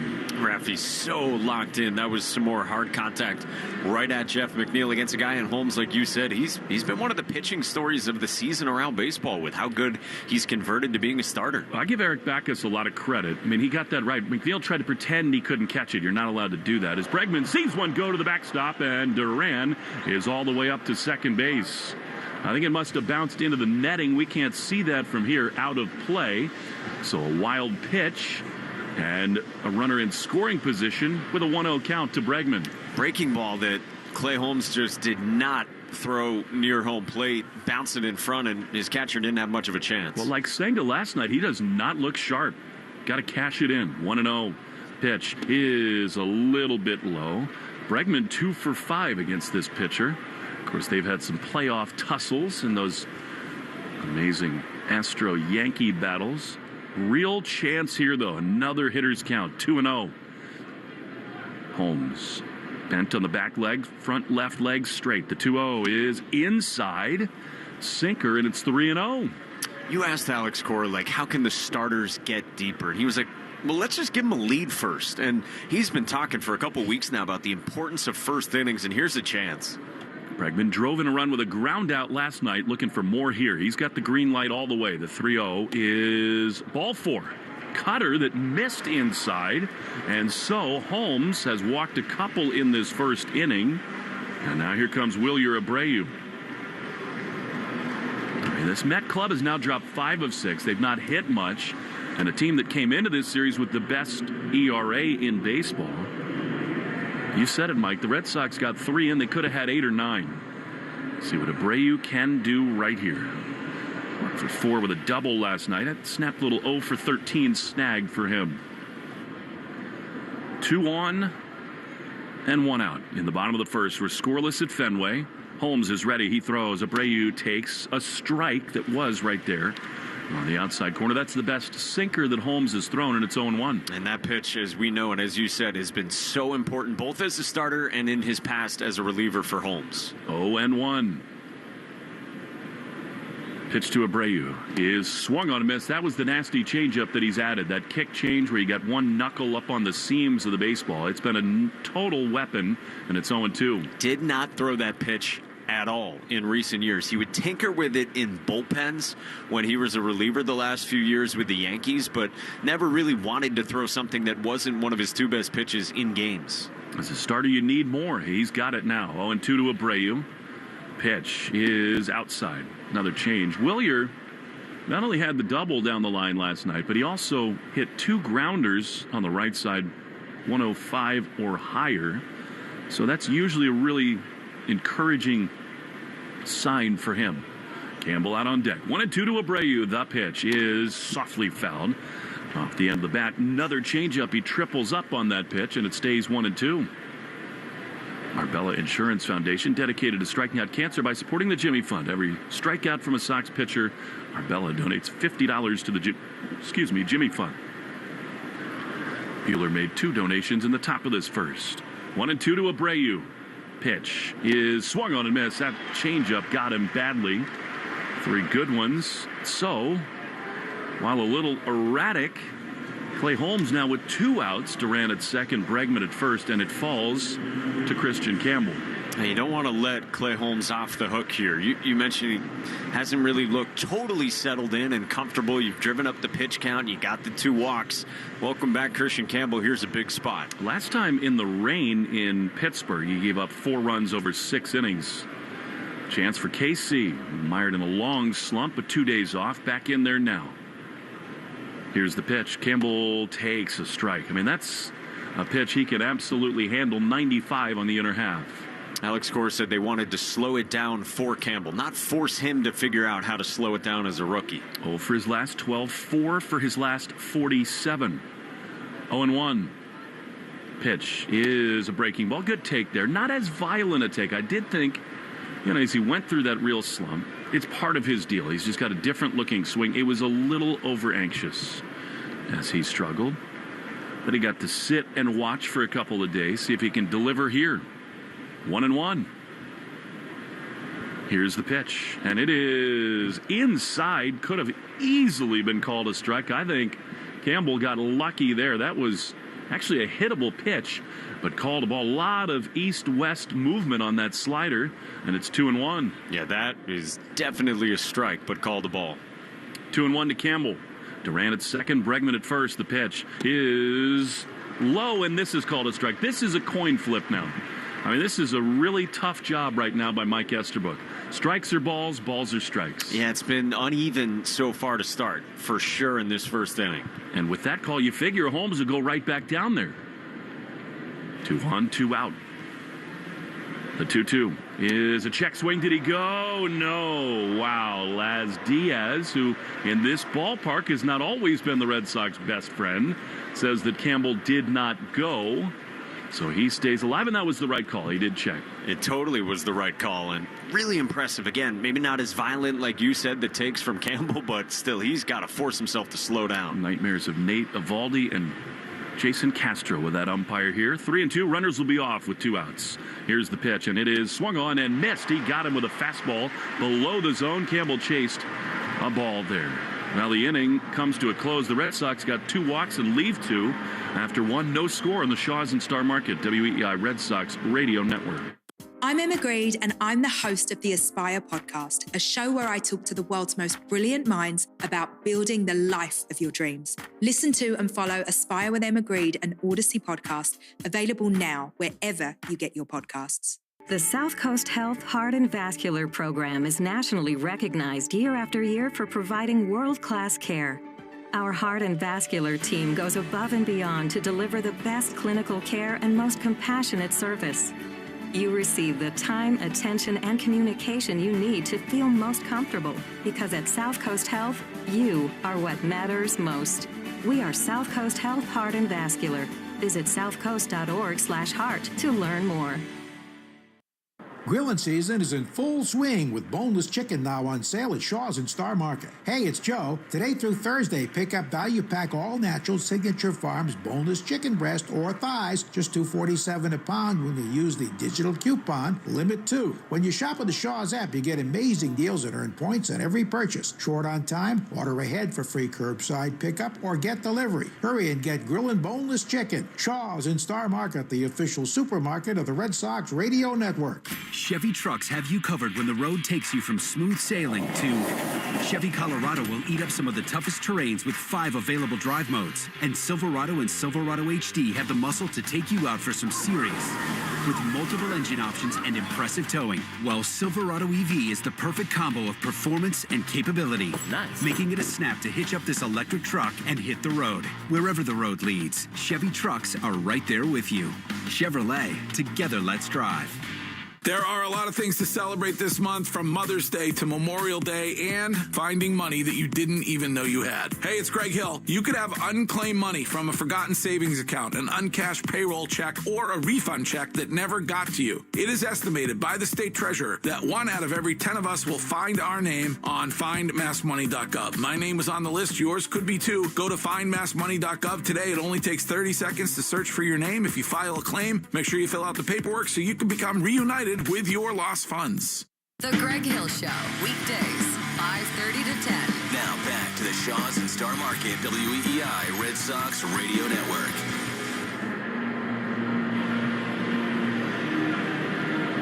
When we go into the second inning, Red Sox leave a couple men on board. But the good news is Walker Buehler, fabulous. Top of the first with a couple of strikeouts. And now you'll see Brandon Nimmo, Mark Vientos, and Jeff McNeil in the Herb Chambers batting order, sponsored by Herb Chambers Porsche Boston and Porsche Burlington. Campbell's struggles sort of continue. He's out in center field for Nimmo, who takes strike one. 94-mile-an-hour perfect fastball, and it's 0-1. It's a game of adjustments. Campbell, the rookie of the month in April in the American League. And he saw a ton of fastballs in 2-strike counts in the first month of the year. The 0-1, a beautiful curveball from Buehler. And it's 0-2. I think it's going to be really interesting to watch the adjustments he makes and then big league clubs counter with. He saw a lot of fastballs in 2-strike counts there. 0-2 is a little high and outside.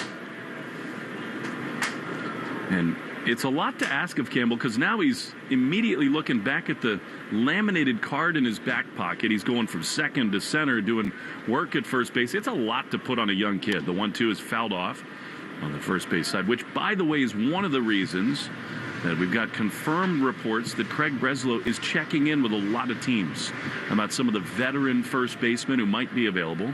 I mean, as the roster currently exists, it makes sense for Campbell to try it out. Maybe it opens up a spot for someone like Myers. The 1-2, a little high, check swing, 2-2. But if you could just leave a precious talent alone like that, I think it'd be the best interest of everybody. Nathaniel Lowe with the Washington Nationals, apparently a name that has been bandied about. The 2-2, swing and a miss. He got him. Buehler has struck out 3 in a row. Yeah, there's 1 out in the second. This stuff looks great from Walker Buehler coming back, and he was really outspoken about it. Like, he didn't think this would be something that would put him on the injured list if it were later in the season. He said he was kind of embarrassed that he had to go on the injured list with just the shoulder bursitis, and he looks awesome. Here's Mark Vientos batting from the right side. The pitch hit him. Drilled him with a sinking fastball inside. I mean, with as sharp as Buehler has been, that makes me wonder whether there's like a backstory there, whether there's some history with their time with the Dodgers and Mets. We'll have to check in on that. I mean, he has been so pinpoint, and that was exactly where a veteran pitcher would drill somebody if they wanted to do it. Interesting. Could have very easily just slipped out of his hand. So Vientos is the game's first base runner, and that'll bring up Jeff McNeil. Top of the right side, the left rib cage. Ouch. No thanks. Yeah, we're just trying to dig around and see what we could find. I mean, they've certainly faced each other in the past and in the postseason as recently as this past year in the NLCS, but it doesn't seem like there was any beef. He just walked to first. So, first base runner with 1 down. Here's McNeil, always dangerous. He fouls it off on the first base side. Grilling season is in full swing with boneless chicken now on sale. Shaw's and Star Market. Value pack, all natural Signature Farms, boneless chicken breast or thighs, $2.47 a pound. It doesn't exactly feel like grilling season tonight necessarily. Go crazy, though. 0-1 misses outside. You had said that Saturday would be with a night game on Saturday, and the weather feels a lot different. I've got button-down shirt, sweater, jacket, and I think you have the same. Mm-hmm. Yeah, you get the bougiest coat possible. 1-1 pitch misses inside a cut fastball. And The it's 2-1. antithesis of last night. It's true. You're working both ends of the spectrum. That TV money's doing you well. By the way, Jeff McNeil clearly working with a torpedo bat. You can see it from here. He's the only Met that I can tell has that different shaped barrel, and he lines it foul on the third base side, 2-2. It's funny, how big a story that was early in the season. And if you're the Red Sox, you're just still waiting so long to see the Yankees for the first time. First weekend in June for the first time. I mean, they are unbelievable, the Yankees. 8 games over, 2-2 inside with a cutter. And it's 3-2.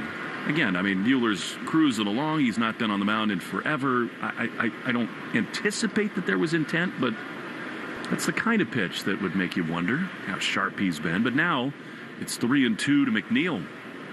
1 on, 1 out, no score in the second. Yankees today, right now, hosting the Texas Rangers, the Battle of the Boons. Brett and Aaron, 3-2. And Buehler steps off. Now, he and Narvaez having a little difficulty getting on the same page every once in a while tonight.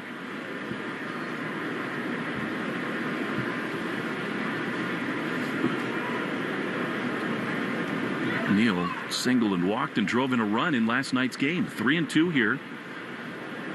The pitch is outside, ball 4. So Buehler, who was rolling along and had retired the first 4 batters of the game, hits one, walks one, and now a threat for the Mets in the second. 3.5 weeks for Walker Buehler since his last outing in Cleveland. So, again, no rehab assignment for Walker Buehler. Looks so sharp out of the gates. We said it this inning, and now his first real test.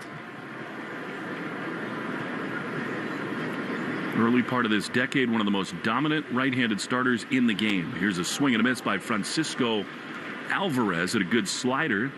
I mean, Walker is the full complement on the mound.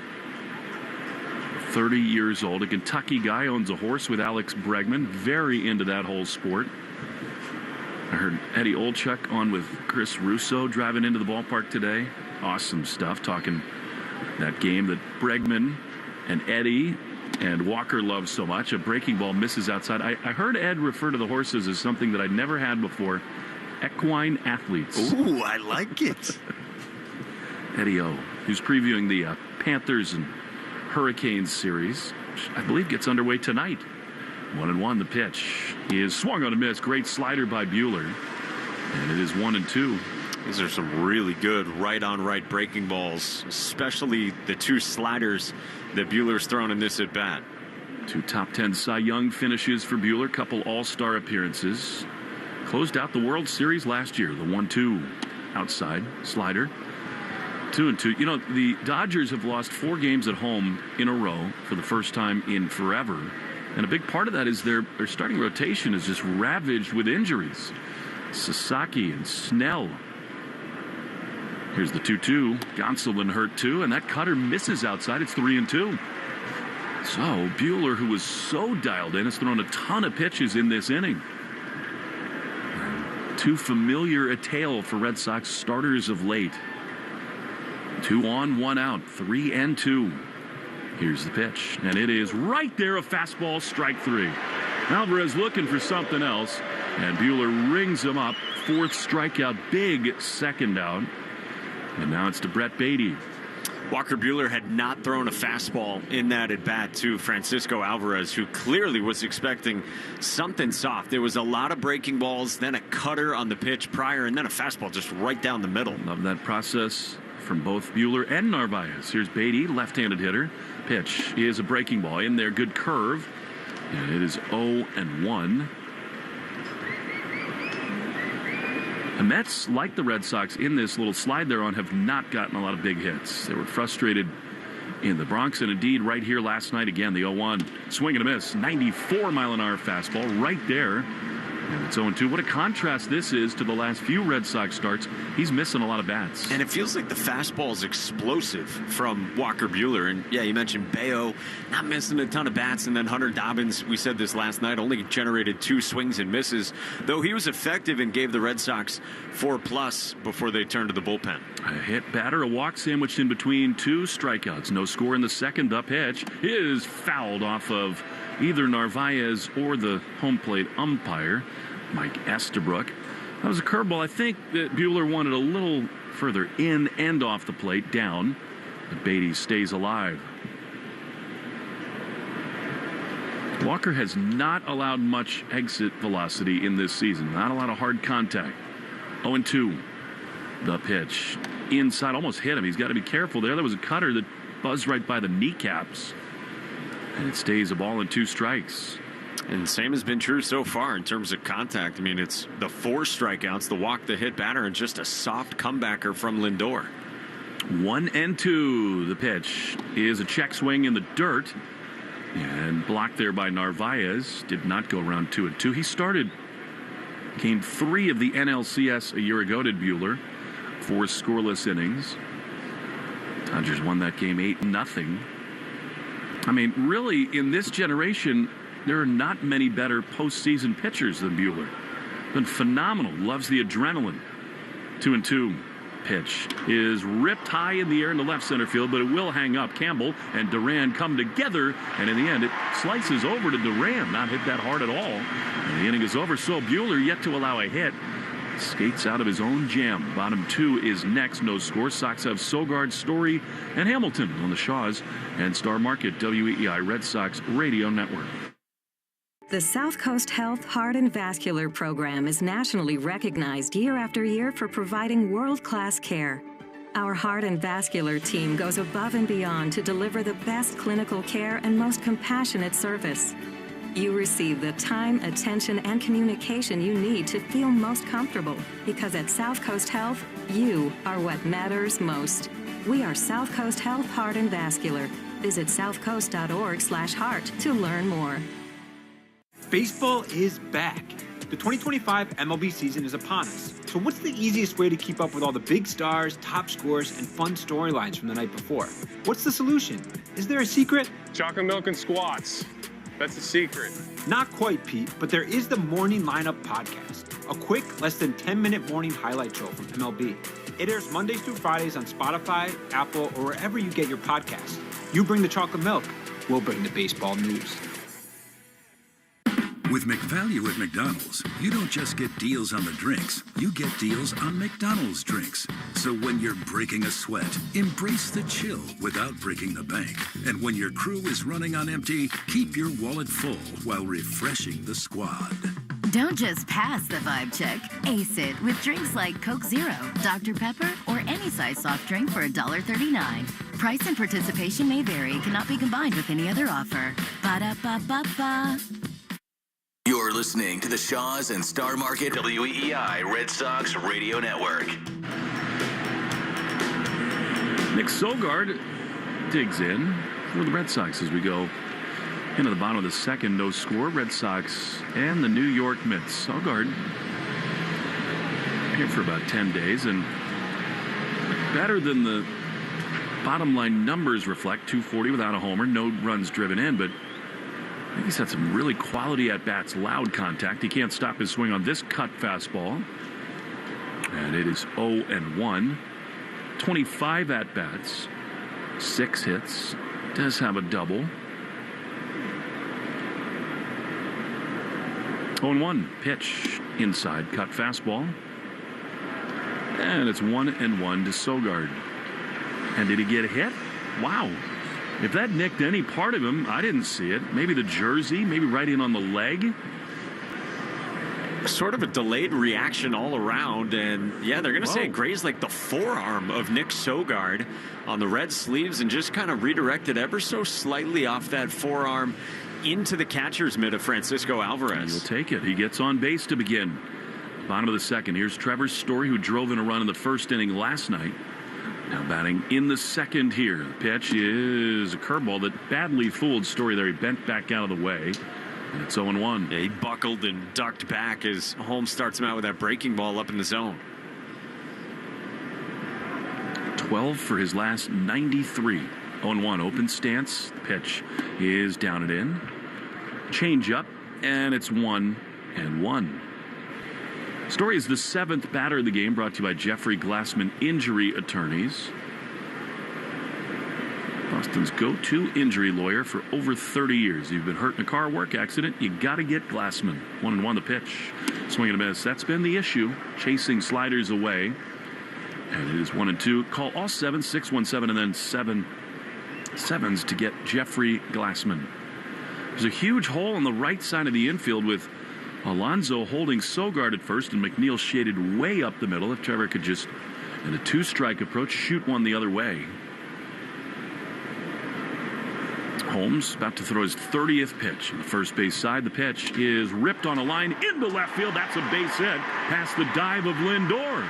Well, he got a 2-strike hanger did story, and he did not miss it.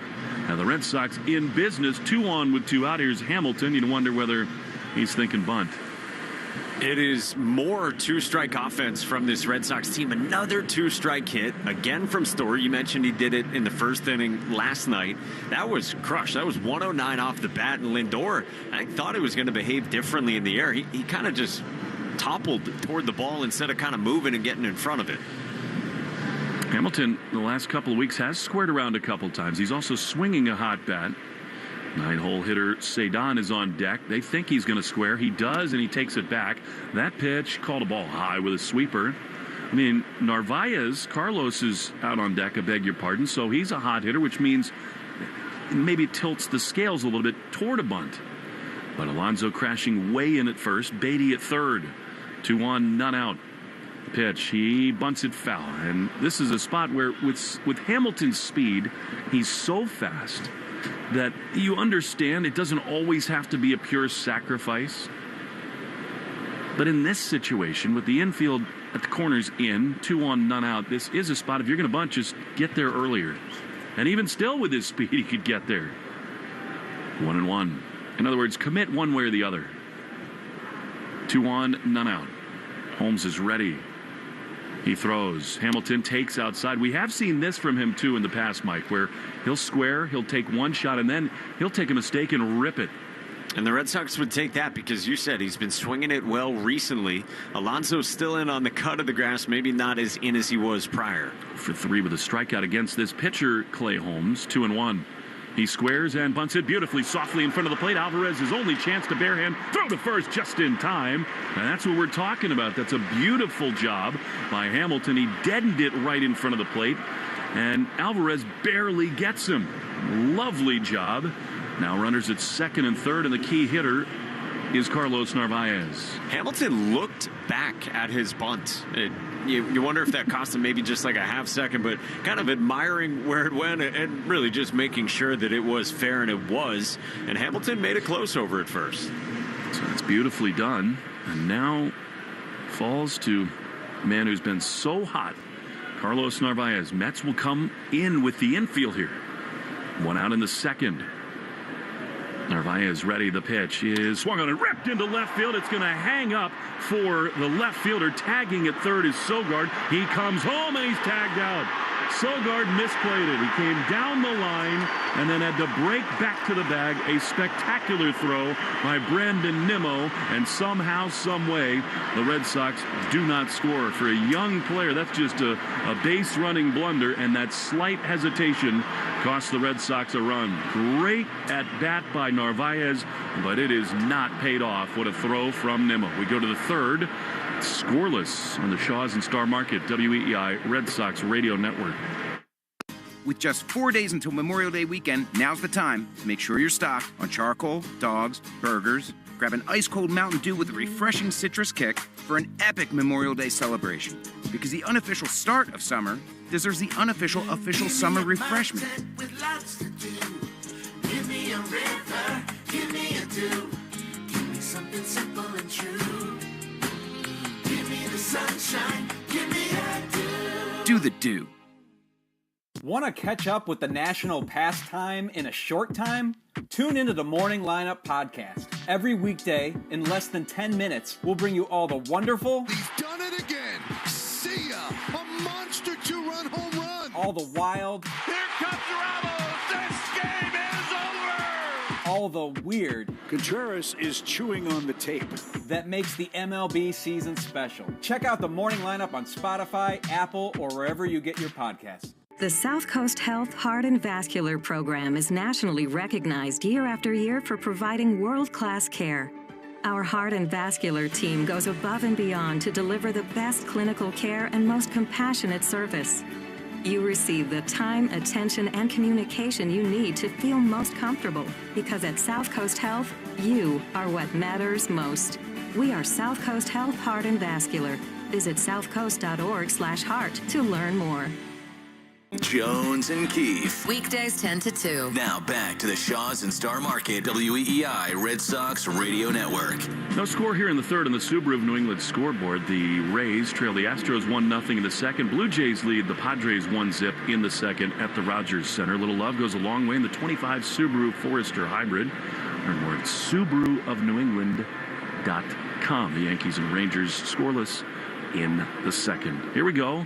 Tyrone Taylor facing Walker Buehler, who's looked very sharp. And for the play-by-play, here's Mike. Will, thank you. Buehler's 41st pitch is outside ball one to the right-hand hitting Tyrone Taylor.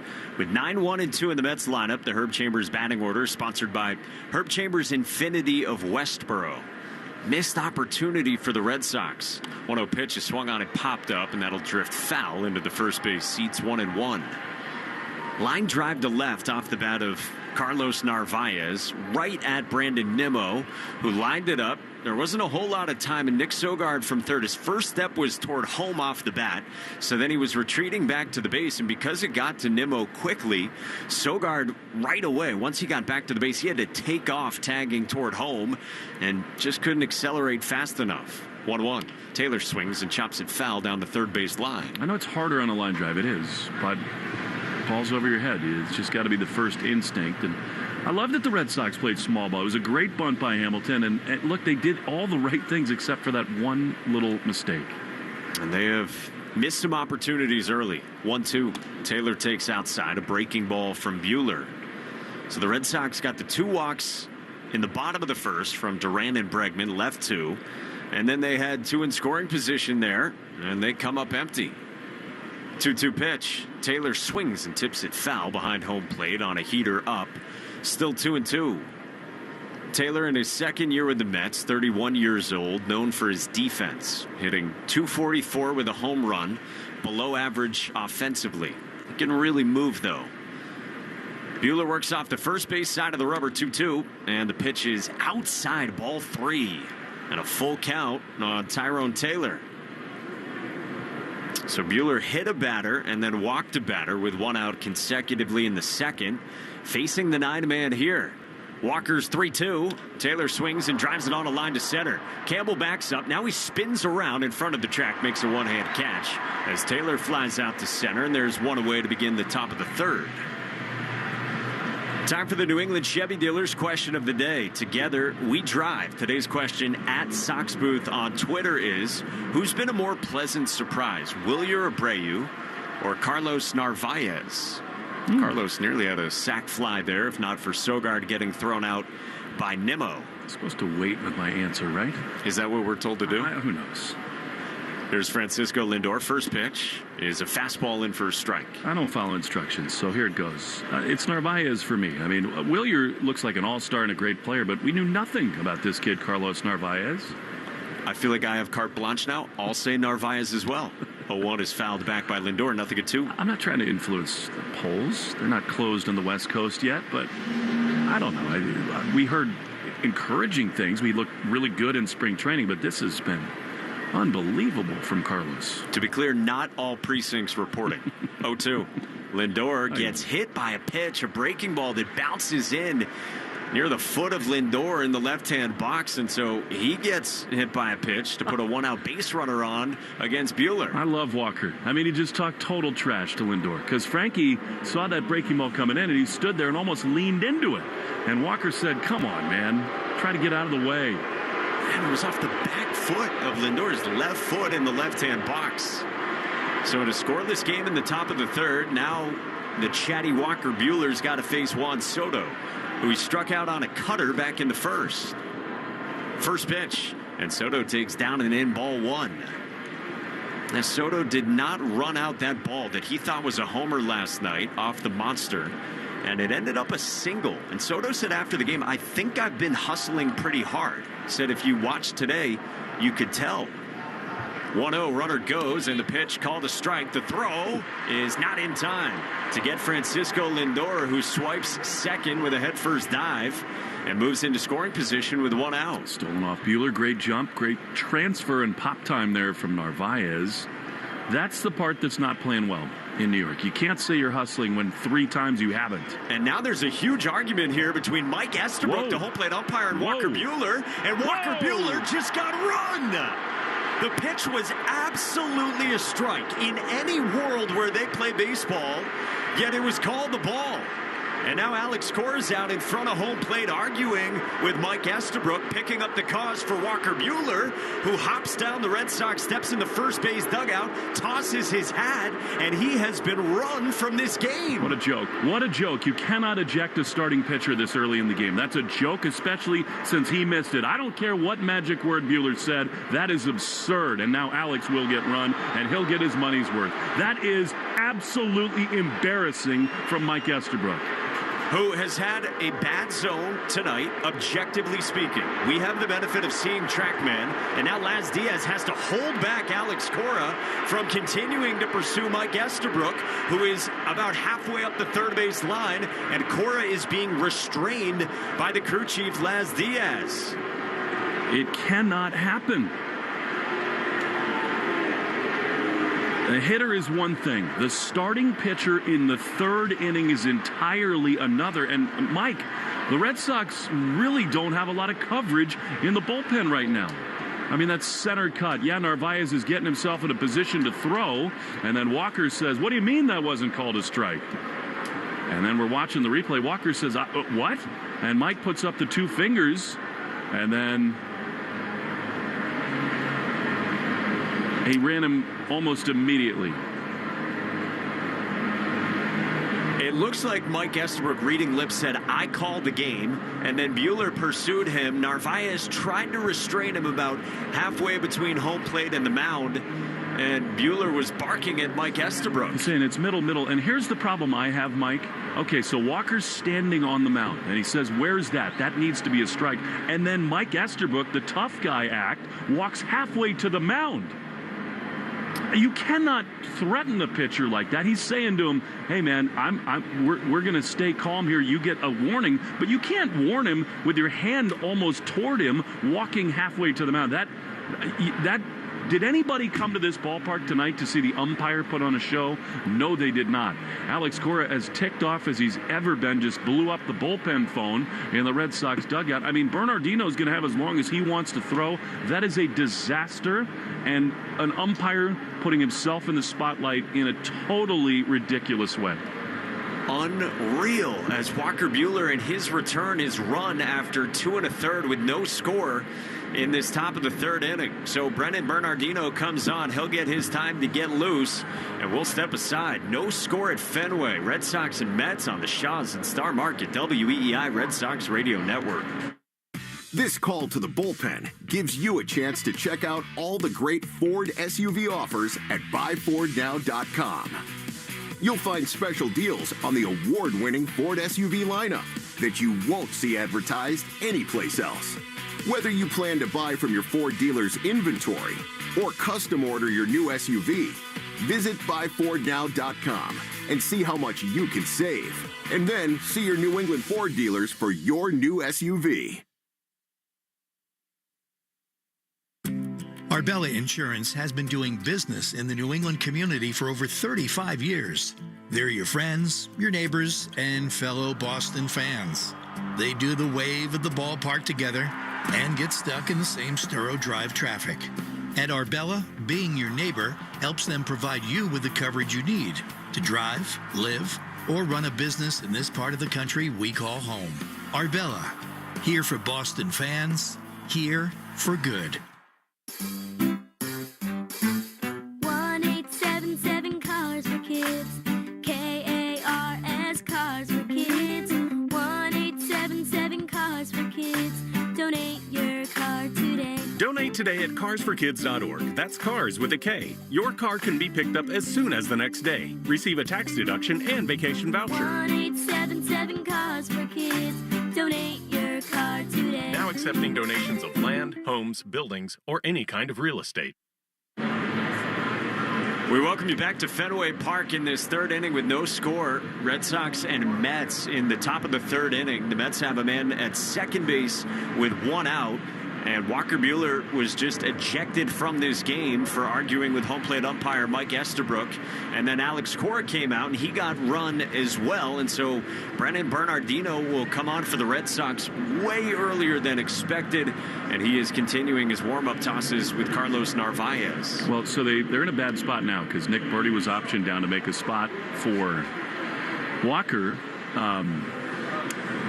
Newcomb threw 78 pitches on Sunday. They're really thin in the bullpen. Mike, this is reason number 9 billion that we need some form of challenge system or robot umpires. It can't happen because if you have the challenge system there, Walker just says, okay, I challenge. That's a strike, and we move on with our lives. But that is, in my estimation, just one man's opinion, that is a home plate umpire letting the emotion of the moment get the better of him. He made a mistake. Walker Buehler asked pretty calmly at the beginning, where is that? That's a strike. That's middle. And then Mike walks halfway to the mound, and that's when Buehler started to get heated because it felt like a confrontation was initiated by the umpire. I called it a strike up here because even from sitting up here, you could clearly tell it was. And with the throw down to second, it was surprising to then learn that there was no strike signal. So the Mets have a man at second with one out. Juan Soto's the batter, and Brennan Bernardino pivots back toward Lindor leading off second. So Narvaez goes into the right-handed batter's box to get his body into a position to catch and throw, which he did.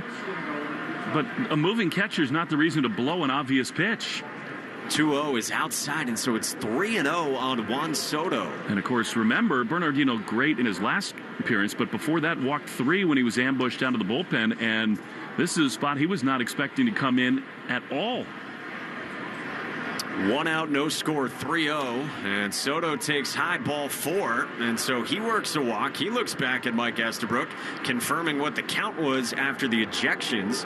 It is ball 4. It is a 4-pitch walk between Buehler and Bernardino, and now there's 2 on for the Mets with 1 out, and here comes Pete Alonso. You see it too much in NBA deciding games when there's foul calls left and right, or NFL flag happy games. Not one person buys a ticket to see the umpire. Not one. And how brutal for Walker Buehler.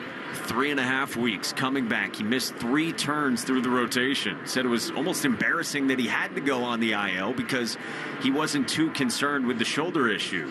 Well, now he's out of the game, and Bernardino's got to face Pete Alonso. First pitch, and Alonso takes strike 1 on the inside part of the plate.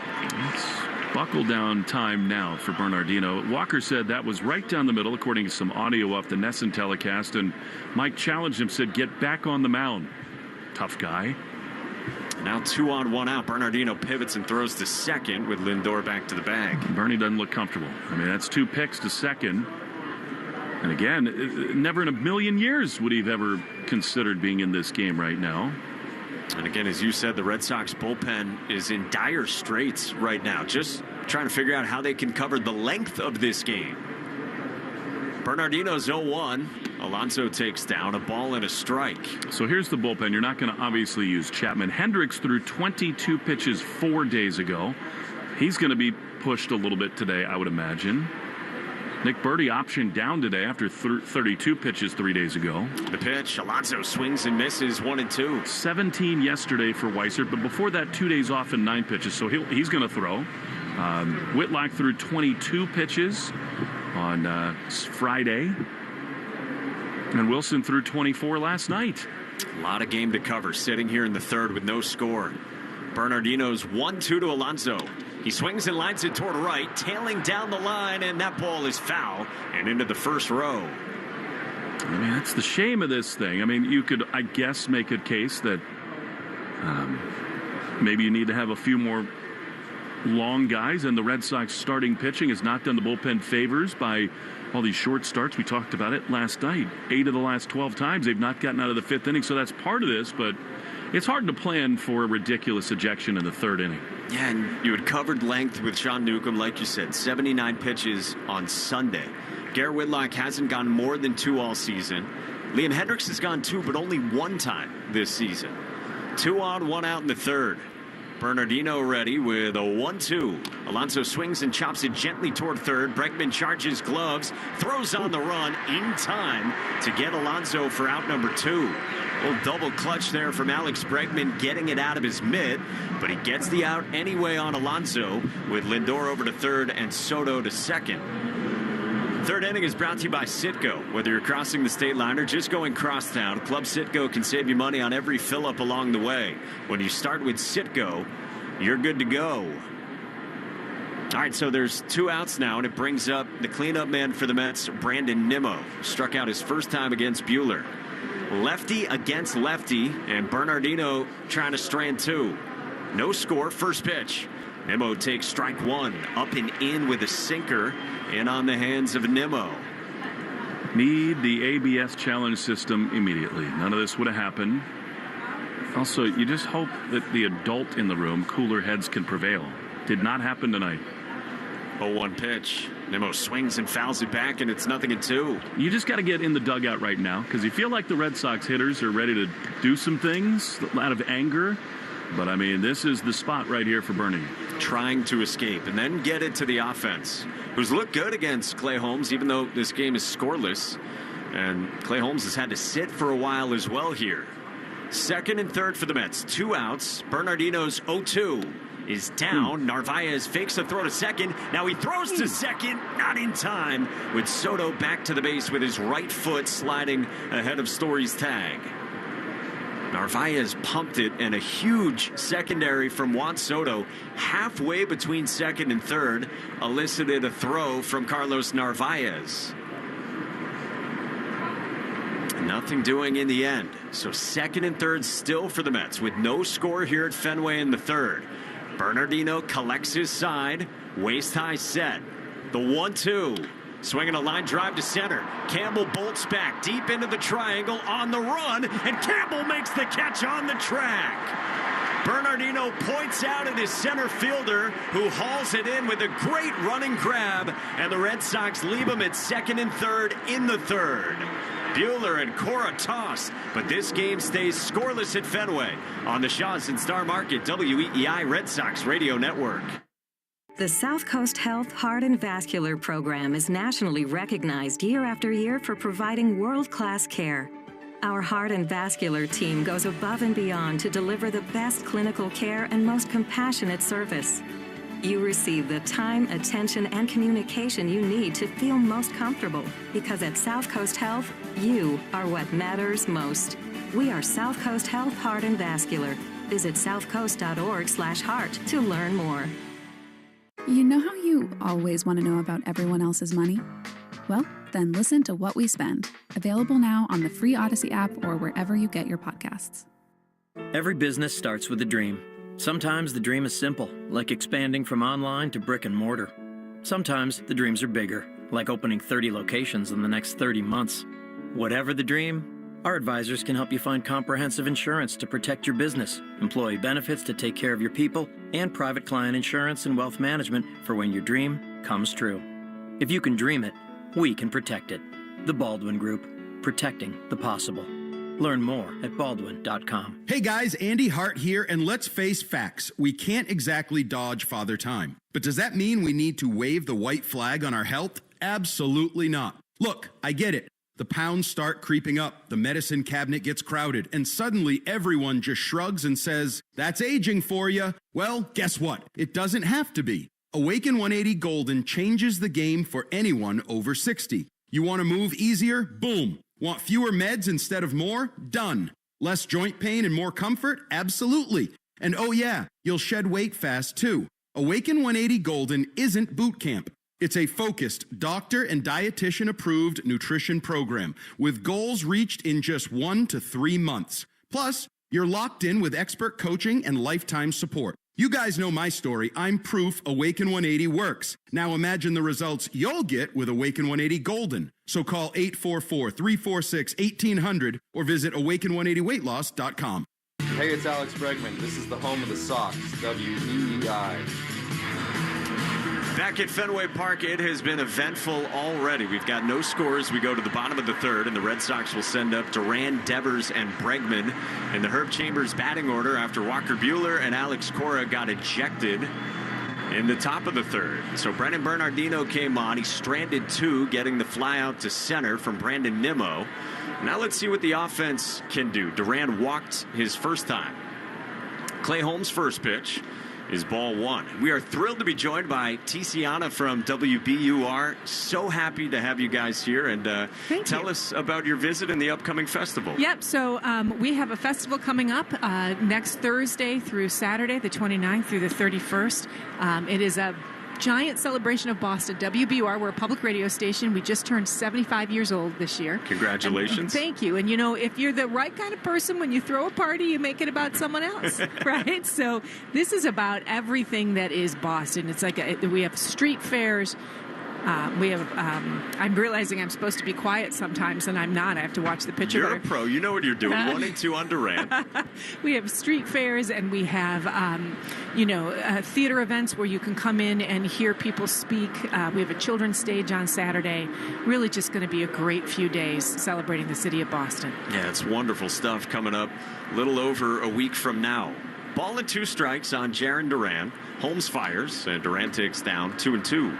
So why launch it this year for you guys? Because it's our 75th anniversary, right? And, you sort of the opposite of the Hunger Games, right? You do something sort of generative that brings joy and fun to the city. And there's just so much in Boston, so many people to learn from. 2-2. Duran swings and tips it foul right at home plate to stay alive against Holmes. So, if you're a baseball fan, you can get a beer with Joe Castiglione on Friday afternoon. Wally will be there at the kids' stage on Saturday. Serious politics conversations. Boston Mayor Michelle Wu, her challenger in the mayor's race, Josh Kraft. Anthony Fauci on Saturday. 2-2 is outside. A full count on Duran. So just something for everyone. You can even have a beer with one of the Jeopardy contestant winners. All right. So really just a fun few days to get to know Boston, maybe learn some things. 3-2. Duran swings and misses and strikes out. And there is one away in the bottom of the third with the Red Sox and Mets scoreless so far. By the way, Beth Israel Deaconess Medical Center is the official hospital of the Boston Red Sox, providing first aid at Fenway and supporting Red Sox scholars. Learn more at bidmc.org. Tiziana is kind enough to join us from WBUR, looking ahead to the festival for the 75th anniversary next week. And here's Rafael Devers, who takes ball 1 from Clay Holmes. So that's a good window into some of the special guests you guys have. And we saw Joe Castiglione up here in the booth hanging out a little bit pregame. Yeah, and in fact, the Red Sox have a great presence there.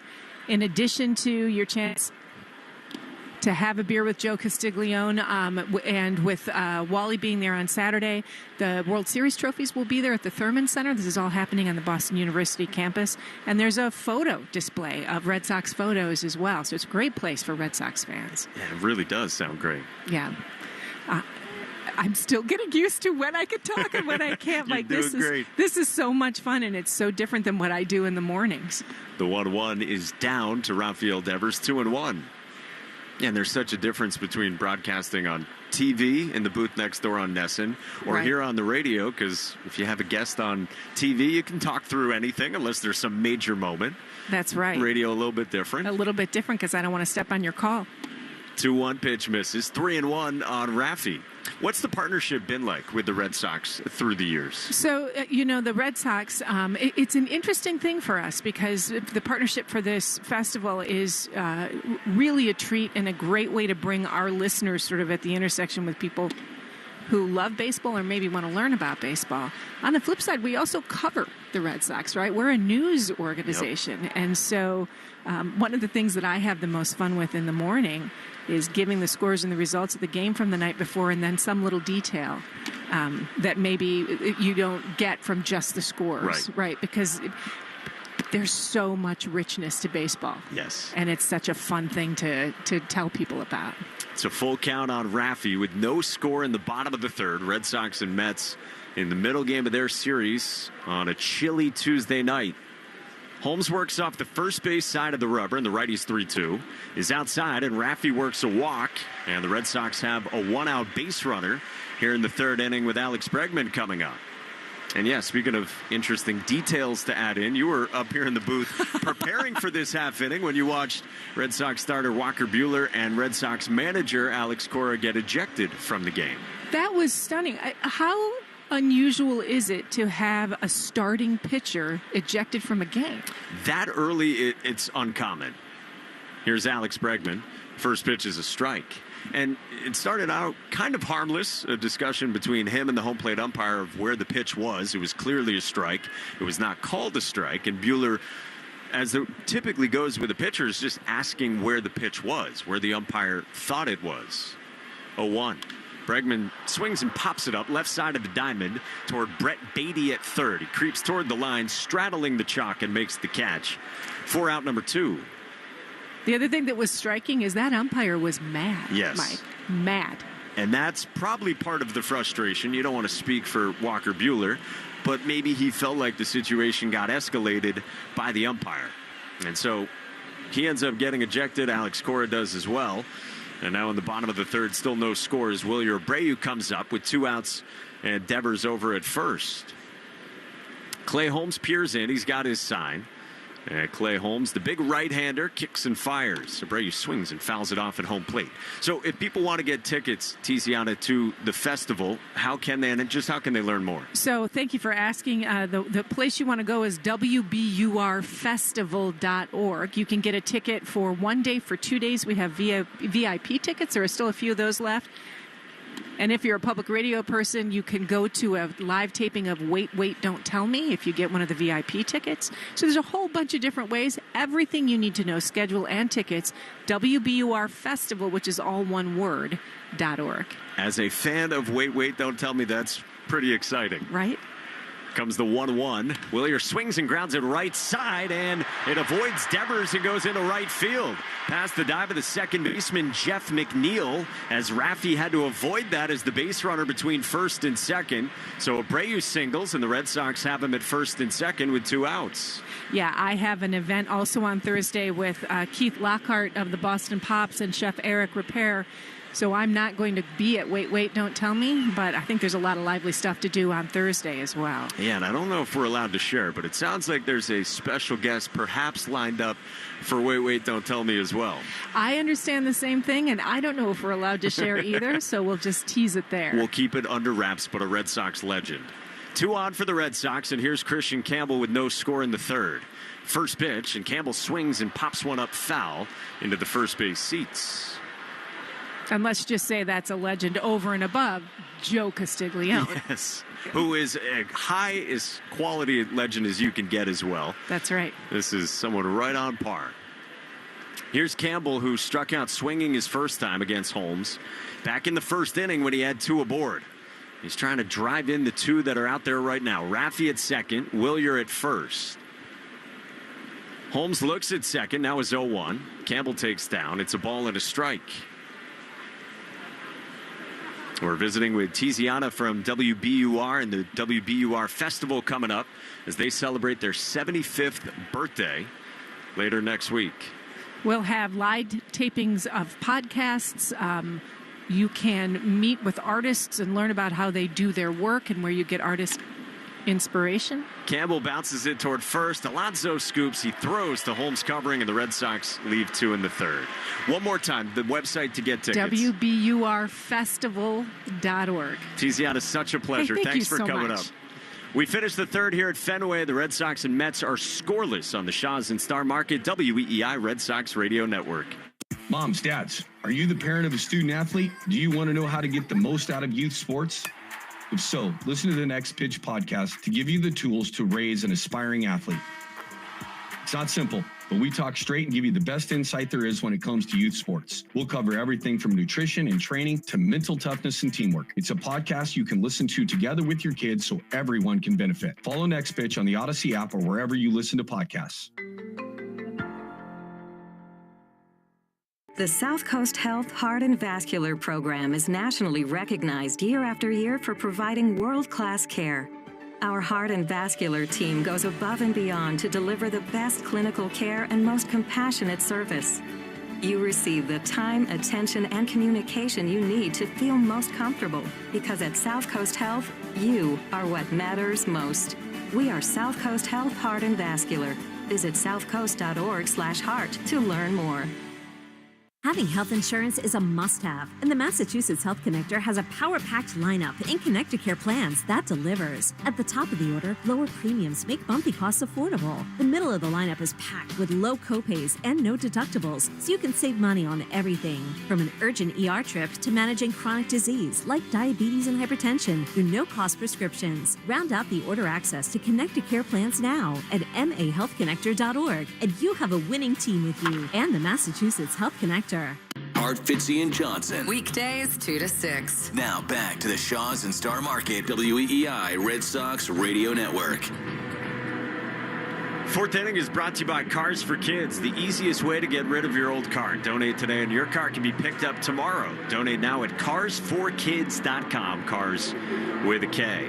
So it is the fourth inning indeed, top of it with the Mets coming up, and no score at Fenway with the Red Sox and Mets playing their middle game.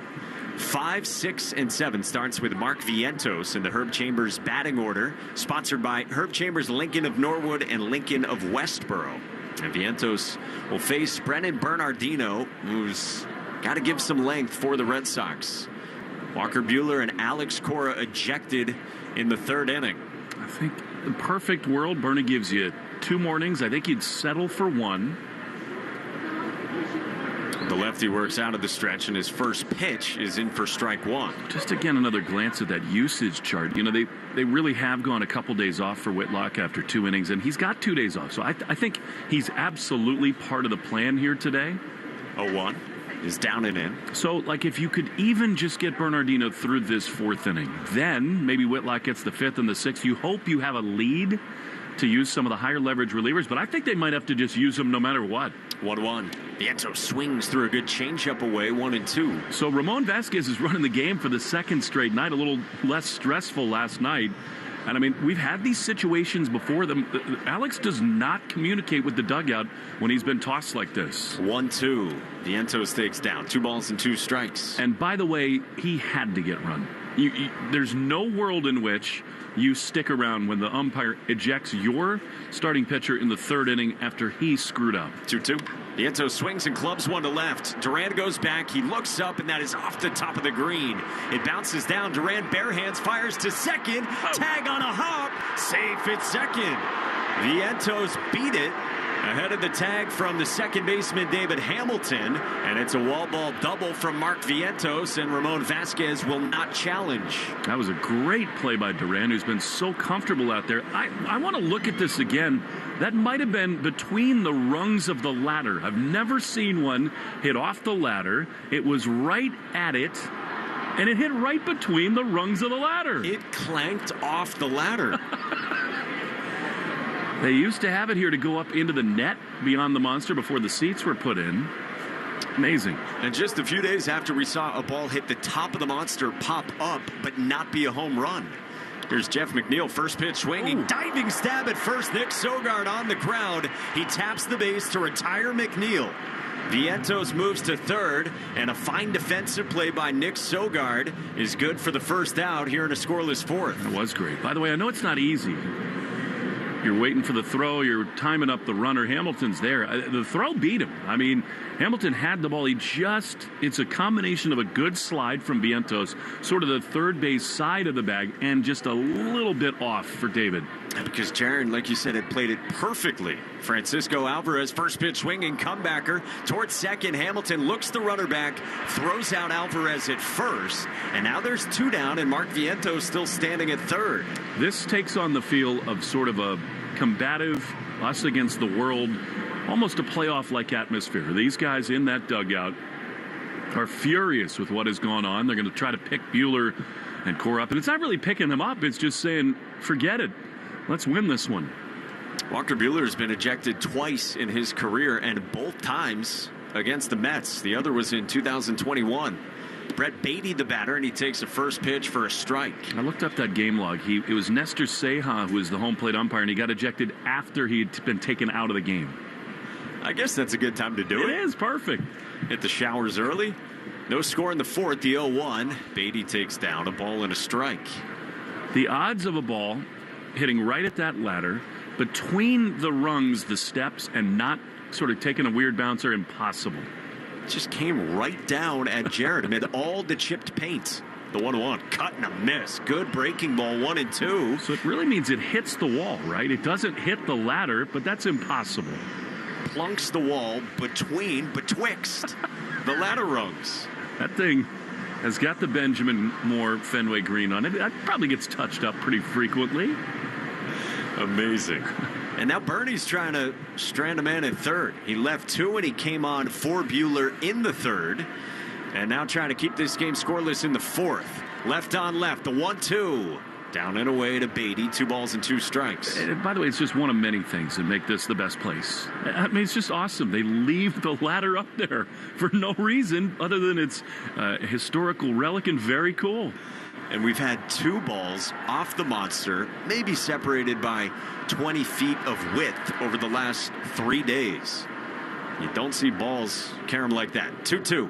Beatty swings and lines one to first, right at Sogard, who makes the catch on the line, and the inning is over. Brandon Bernardino leaves a man at third, and this game stays scoreless. Middle of the fourth at Fenway, no score, Red Sox and Mets on the Shaws and Star Market, WEEI Red Sox Radio Network. Moms, dads, are you the parent of a student athlete? Do you want to know how to get the most out of youth sports? If so, listen to the Next Pitch podcast to give you the tools to raise an aspiring athlete. It's not simple, but we talk straight and give you the best insight there is when it comes to youth sports. We'll cover everything from nutrition and training to mental toughness and teamwork. It's a podcast you can listen to together with your kids so everyone can benefit. Follow Next Pitch on the Odyssey app or wherever you listen to podcasts. Every business starts with a dream. Sometimes the dream is simple, like leasing a larger office for your growing team. Sometimes the dreams are bigger, like building a team that can bring home a World Series trophy.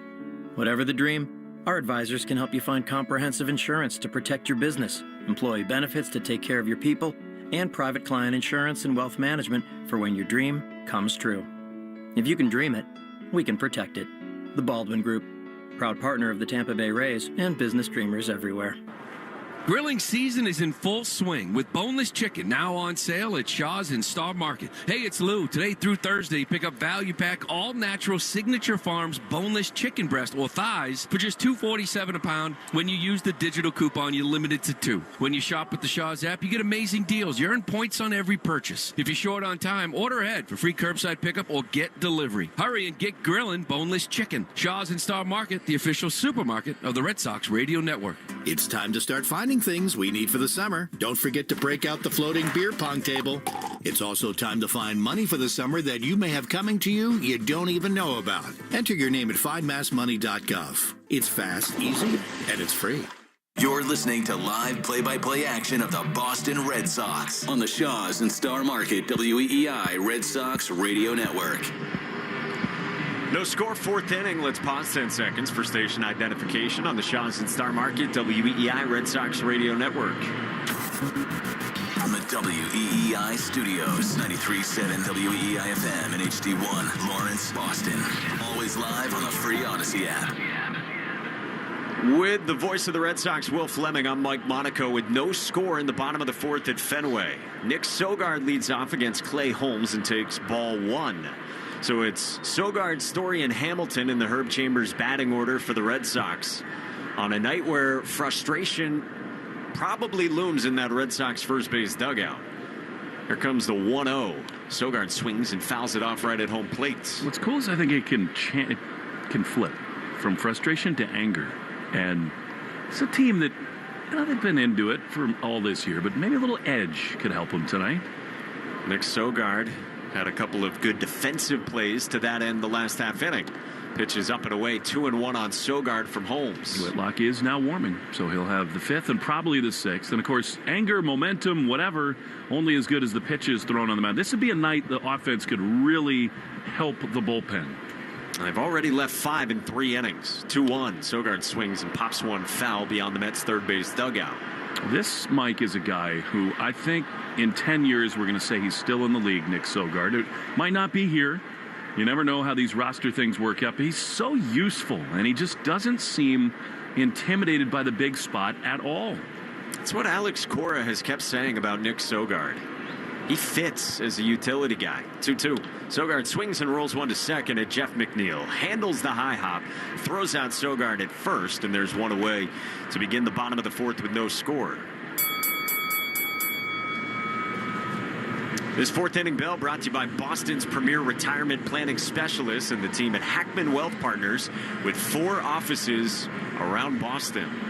So Sogard retired and nobody on for Trevor Story. You've never turned pages faster than you just did in your life than when you forgot the hymnal at your own confirmation. We are backed up on reads, let's just say. First pitch, the Story is down and away, ball one. I think we're ejecting people. We're celebrating WBUR. And A's are just totally sneak attacked you with the bell. A lot going on. No score in the bottom of the fourth for Trevor, who singled his first time, and he cuts through the 1-0 pitch, a changeup down. The bell rings. Mike's like... Did it come through audio-wise? No, not at all. Hey, that's how we do it. Joe Castig in the house. He might stop in a little bit later.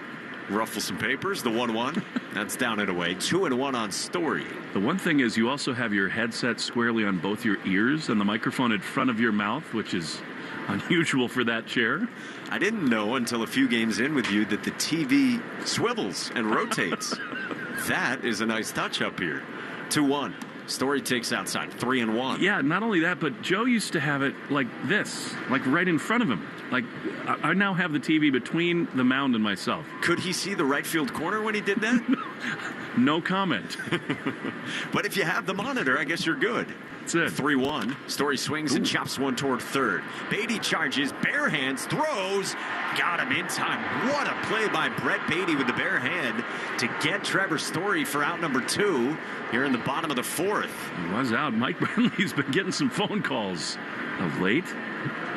With the phones that are still working in that Red Sox dugout. I think it was just the shell on that. I think so, too. It was the one that said bullpen on it for Alex Cora that he busted on his way down to the clubhouse. So 2 outs, bases empty, no score in the fourth. And here's David Hamilton, who had a successful sac bunt his first time back in the second. Clay Holmes' first pitch is in for strike one. It'd be sort of fun if it were broken, because one of my really favorite things is in baseball, everybody in the bullpen, there's like a hand gesture for them. You know, like a call sign? Yeah.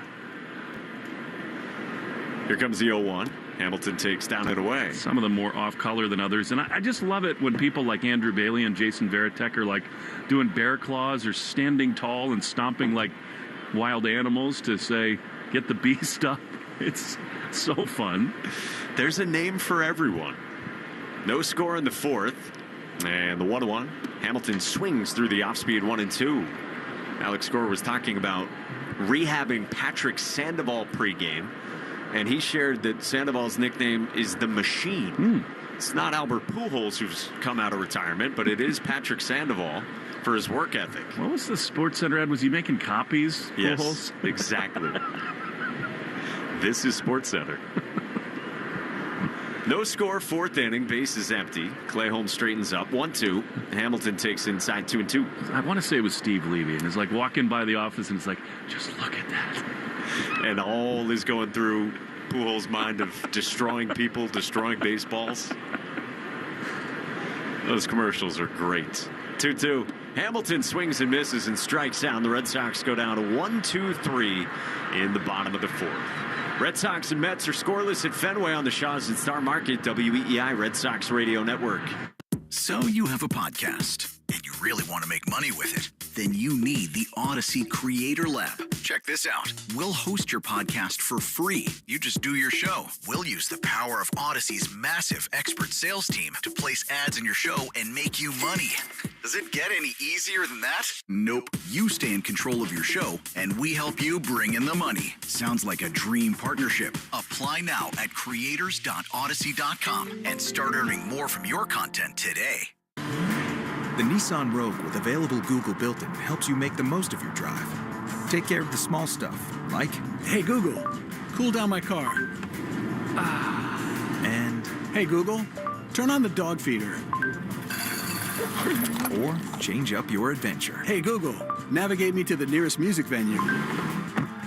Handle your drive like a pro. Experience the ultimate connection in the Nissan Rogue. Nissan offers 6 vehicles with starting MSRP under $30,000. Visit your local Nissan store and nissanusa.com today. Not equipped on all vehicles. Requires compatible device. Sequences shortened and simulated. Activation of Nissan Connect services package required. Only use features when safe and legal to do so. Data rates may apply, subject to third-party service availability. Google Play, and Google Maps are trademarks of Google LLC. Available on Nissan Altima, Kicks, Leaf, Rogue, Sentra, and Versa. All prices are manufacturer suggested retail price. MSRP for base models. MSRP excludes destination and handling charges, tax, title, license, and options. Dealer sets actual prices. Drake's Cakes have been a sweet part of your life for 128 years. Devil Dogs, Ring Dings, Funny Bones, or our newest flavor, the Boston Cream Yodels. You owe it to yourself to pick up a carton or two. Available right now at your favorite retailer. Remember, life's better with cake. Drake's Cakes. The Christian Arcan Show, weekday afternoons starting at 6. Now back to the Shaws and Star Market, WEEI Red Sox Radio Network. No score, fifth inning at Fenway. Red Sox and Mets with Garrett Whitlock coming on for Brennan Bernardino to face Taylor, Lindor, and Soto. Last year was third in baseball in OPS, but has scuffled this year. League leaders and who's circling the drain, presented by Drains by James. Drains by James, Eastern Mass's leader in residential and commercial drain cleaning and pipelining at drainsbyjames.com. At Drains by James, they give a poop about your pipes. We care about Will Fleming. He is back to work in the fifth. Don't know about my pipes, but here's Tyrone Taylor facing Garrett Whitlock, who had a good one last time out against the Atlanta Braves. Pretty well publicized on the internet. He's been tipping pitches of late. See if we can sort that out tonight. Here he throws to Taylor. Sinker misses outside, ball one. You know, Mike, we keep saying, and it's sort of true, that Tyrone Taylor's a glove first guy. He's looked really good at the plate in this series. Whitlock, 4.24 earned run average. He spins a slider on the outside corner, 1-1. The changeup has looked different. So has the slider, and they've been all over it. He has walked at least 1 in 5 straight. 1-1 is a beauty. That's a good slider on the inside corner, and it's 1-2. He had that really rough stretch, did Whitlock. It started the final day of April in Toronto, where he gave up 3 runs. Big blast to Guerrero, 1-2 in the dirt. And a changeup makes it 2-2. Then the next time out, here against the Twins, same story. 2 earned runs, settled in a little bit, but then 3 runs in Detroit on the 13th of May. 2-2. Swing and a miss, he got him. Great changeup. And that's the vintage off speed from Whitlock. And there's one away. Today's Red Sox code word of the game is slider. Make sure to enter your code word in the member portal today to claim your points. Bernardino, those were big outs and big pitches, especially with Vientos at third in the fourth. And then when he came on for Buehler after the walk, he got Nimmo to line out to deep center field. Scoreless in the fifth. 1 out. Here's Lindor, speaking of. He fouls one off, a sweeper. And it is 0-1. Red Sox baseball brought to you by your New England Ford dealers in the F-Series, America's best-selling truck for 48 years and the official truck of the Red Sox. No score, Sox and Mets. Walker Buehler ejected in the 3rd inning by a somewhat belligerent Mike Estabrook. Walker threw a strike on a pitch that Lindor was stealing second base. The 0-1 is fouled off on the first base side. Narvaez moved his body to make the play. It was clearly in the heart of the plate. It was called a ball. Buehler, after looking to second to see where Lindor was, turned around, and Mike Estabrook rather emphatically signaled 2 balls and no strikes. Walker said, "Where was that?" It was middle, 0-2. Here's a changeup that misses outside. At that moment, Walker's feet were on the dirt. And Estabrook, some audio we've received, said, "Get back on the mound," which he was back on the mound. And then Mike removed his mask and walked halfway to the mound. The 1-2 is ripped into right field. Abreu over to his right, can only play it on one hop. Lindor has a base hit. Changeup that was right there. And in some ways, I think Whitlock's lucky that stayed in the yard. Not only were Walker Buehler's feet still on the dirt on the mound, Mike Estabrook starts walking out first. Like, he made the first move between the two of them to escalate that situation. And then he's just pointing at Buehler repeatedly. And he does eventually tell him to stop, and then he runs him. Here now, Juan Soto. And I think that's the part that you take the most exception with. It was Mike Estabrook, the umpire, who escalated. Here's Soto, who takes sweeper inside for ball 1. Get you the breakdowns here between Whitlock and these Mets hitters. Of course, he's familiar a little bit with Soto from last year with the New York Yankees. 1-0. Soto has struck out and walked. The pitch is a strike on the outside corner. 96-mile-an-hour sinker. Amazingly, he's never seen Juan Soto. I guess by the time the Red Sox got into their games with the Yanks, Garrett was on the IL last year. 1-1. 1 on, 1 out the pitch. That missed badly with a sweeper. It does just look different to me. I mean, what the tipping videos and allegations, for lack of a better term, the glove was in a different position, higher for slider than fastball. I just think the arm action looks so much more halting for Whitlock. He steps off here. Like short arming? Yeah. Yeah. Like everything used to come out of the exact same arm action, release point, slot. I think from up here, if you just watch him throw, it looks totally different fastball to the other stuff. And look, he's coming back off that brace procedure. It's understandable. 2-1, dangerous here. Runner goes, pitches low, throw to second is not in time. Wow, they got him. I'm sure the Mets will look at that. That's when I thought Lindor got in there again, and this time a pitch that was probably a ball was called a strike. John Gibbons, their bench coach, is not going to look. What a play there by Trevor Story. That was spectacular. Narvaez pop time, hopping in throw, and a great pick and tag by Trevor Story. Fabulous. Just ahead of Lindor's left oven mitt, touching the base. Story slapped the tag on the left shoulder. Eerily similar to a moment so often discussed tonight. 2-2. And a fastball up and away. Well, that pitch was a strike, so kudos to Mike Estabrook for getting one right. 3-2, 2 down, bases empty, scoreless. The pitch to Soto. Line hopper into left field. That's a base hit. How big is the caught stealing now? Soto got kind of a hanging sweeper there. That pitch was right there. And a 2-out hit for Soto. Yeah, 2-strike execution again against a very dangerous hitter, and that just catches a ton of the plate and hung up there for Soto to stay on it to the backside. Some more contact against Whitlock. Again, Alex Cora was talking about getting away from Garrett in 2-inning spots. I don't think they'll have that luxury tonight. This is a spot I would pay $1 million to be a fly on the shoulder of Carlos Narvaez, because I know if I see something, he sees something from Garrett Whitlock, and I would bet that's what they're talking about in this spot, that and pitch sequencing against the very dangerous Pete Alonso. Yeah, that's obviously been a focus for Whitlock recently. The pitch tipping stuff got raised to Alex Cora the other day, and he said, at least publicly, that he hadn't seen it yet. He said he would definitely take a look at it, so you can bet it's been a focus the last few days. Well, this guy is so terrifying in this spot. Pete Alonso can't hang a change to him. Here's a slider drilled high and deep down the left field line, gone if fair, but it hooks foul. I mean, this hitter, this yard, dicey.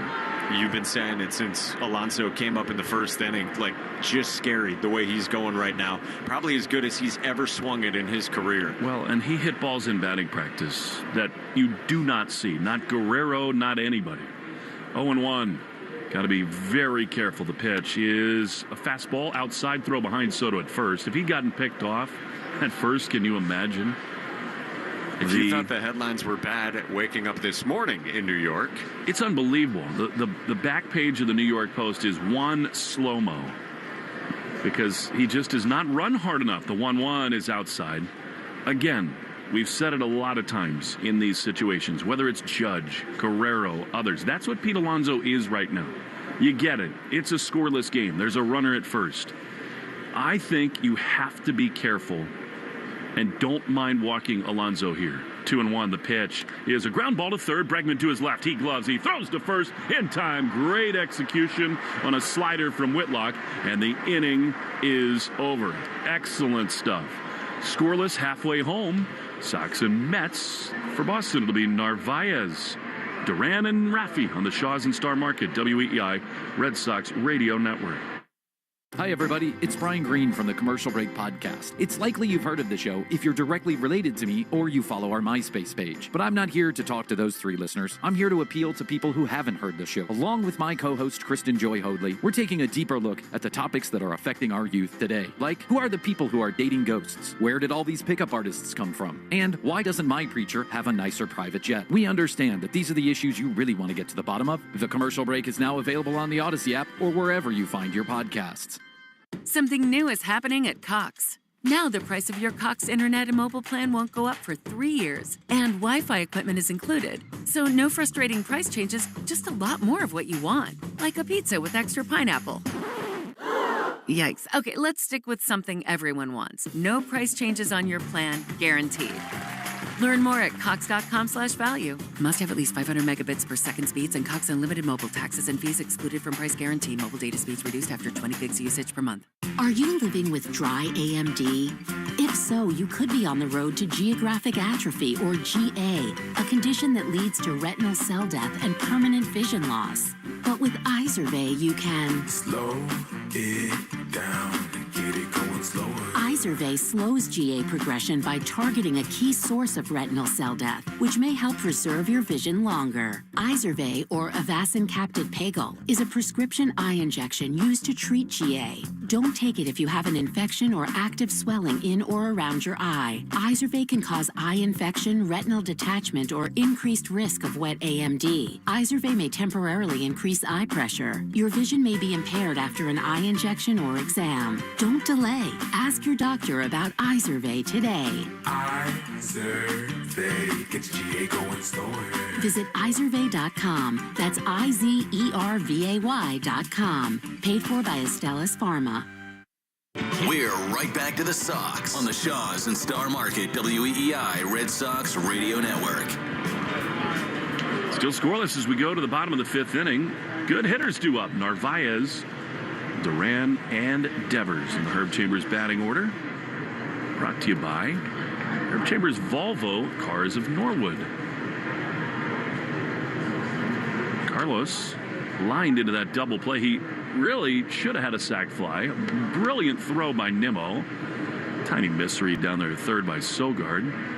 Carlos continues to swing it. If you want to win free groceries for a year and prizes like $500 in Shaw's gift cards, enter the Shaw's and Star Market Grand Slam Summer Sweepstakes.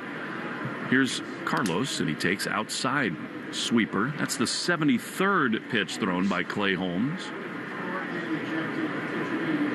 Justinson Garcia, the password, just called up to AAA today and launched a massive home run in his AAA debut. 1-0. Driven high and deep into left field. That thing is back. It is gone! Carlos Narvaez. Who else? His fifth homer. And the Red Sox lead it 1-0. Quite simply, Carlos Narvaez is playing like one of, if not the best catcher in baseball in about the last month. And in the dugout, Rob Refsnyder is holding up the busted cover to the bullpen phone that Alex Cora smashed on his way out of the ball game. Oh, I love that so much. And as we've said, Mike, this game has taken on a different tone. It has a chance to be one of those galvanizing moments. Here's Duran. The pitch to him is a curveball in there for strike one. This dude, Carlos Narvaez, has been a total revelation. And that brought Fenway to life. He's now 4 for his last 8. With a homer, a double, and 3 driven in. The 0-1 swing and a miss, good slider. And it's 0-2. All games not created equal. When your starting pitcher gets ejected, so too the manager. Those guys in that first base dugout want this one bad. You got the lefty Justin Wilson throwing in the bullpen. I would think they would start Whitlock to begin the inning, just trying to get as many outs as you can. 0-2 to Duran. The pitch is right there. Strike 3 called. I mean, in the top of the 6th inning, the Mets do have the lefty Nimmo, then the righty Vientos, and the lefty McNeil, so that's a tough call. But you're just trying to get as many outs as you can out of all of these guys. What a big pitch that was from Whitlock to get Alonso, and then the next hitter, Narvaez, launched. All right, here's Rafi. Run in, 1 out. The pitch is strike. Slider on the inside corner. The fact that Ref Snyder had that shell from the bullpen phone tells you all you need to know about the mood in that dugout. 0-1. It is high comedy. It is. Pitch is drilled high and deep into left field. This thing is gone! Adios, carita! Opposite field. Couple of solo shots for the Red Sox. And Rafi will pass Mike Estabrook with the Sox ahead 2-0. Full credit to Will Fleming. Will, you said it to me during the commercial break. Rafi is leaving the ballpark this inning, and he just launched Oppo against Holmes, and now it's Tanner Houck who's holding up the bullpen shell of what was a phone that was functional before. Taking turns using that thing as a badge of honor. I mean, Devers now with 10 homers. And this place, and especially that first base dugout, is charged up. Holy smokes. Devers any good right now? That was not a bad pitch from Holmes. I mean, he went down and drove that thing out of here. Whew. Both of them almost to the exact same spot. Rafi's a little bit more towards center, but they got barely into the first row. They're working out the Wally mask. See if they can get a third here from Bregman. Pitch is grounded softly toward third. A fair ball. It is fielded over there by Beatty. Nice off-balance throw to get Bregman. He's been impressive, Brett Beatty, and they're 2 down. He really has. He had that bare hand play earlier that was just outstanding, and that's fine as well. I mean, now this run that Devers is on is just getting outrageous. I mean, he had a grand slam Sunday. Saturday, the walk-off homer. He's just carrying this offense right now with Narvaez. Wilyer Abreu grounds it foul outside of first. So, since the meeting in Kansas City, 435, a 1268 OPS. He has responded. 0-1 to Abreu, way outside, a changeup. This now becomes even more of a game that could identify a spark for the Red Sox and that they really need to win.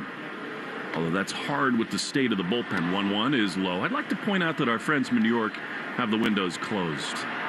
Come on. Do they really? They do. What are we doing? It's a totally pleasant New England night. Similar climate to here. 2-1 with 2 down and 2 in. The pitch is low and in. A sinker. 3-1. The Mets bullpen is quiet. Narvaez went off the inning with a bomb. After Duran was retired, Rafi went Oppo Taco. Now 3-1 to Abreu. You know what he's thinking right here. Pitch is drilled into the right side of the infield. Second baseman McNeil is there. He makes the play, and the inning is over. However, Narvaez and Devers launch. And after 5, 2-0 Red Sox of the Shaw's and Star Market, WEEI, Red Sox Radio Network. The South Coast Health Heart and Vascular Program is nationally recognized year after year for providing world-class care.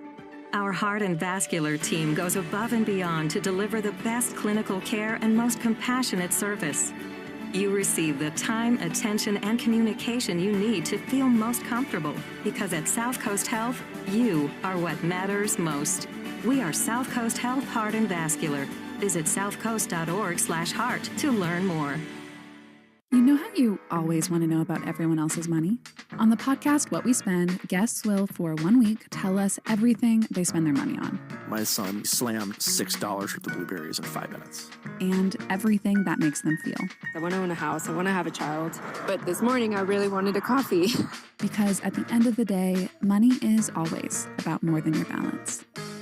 Listen to and follow What We Spend, an Odyssey original podcast. Available now wherever you get your podcasts.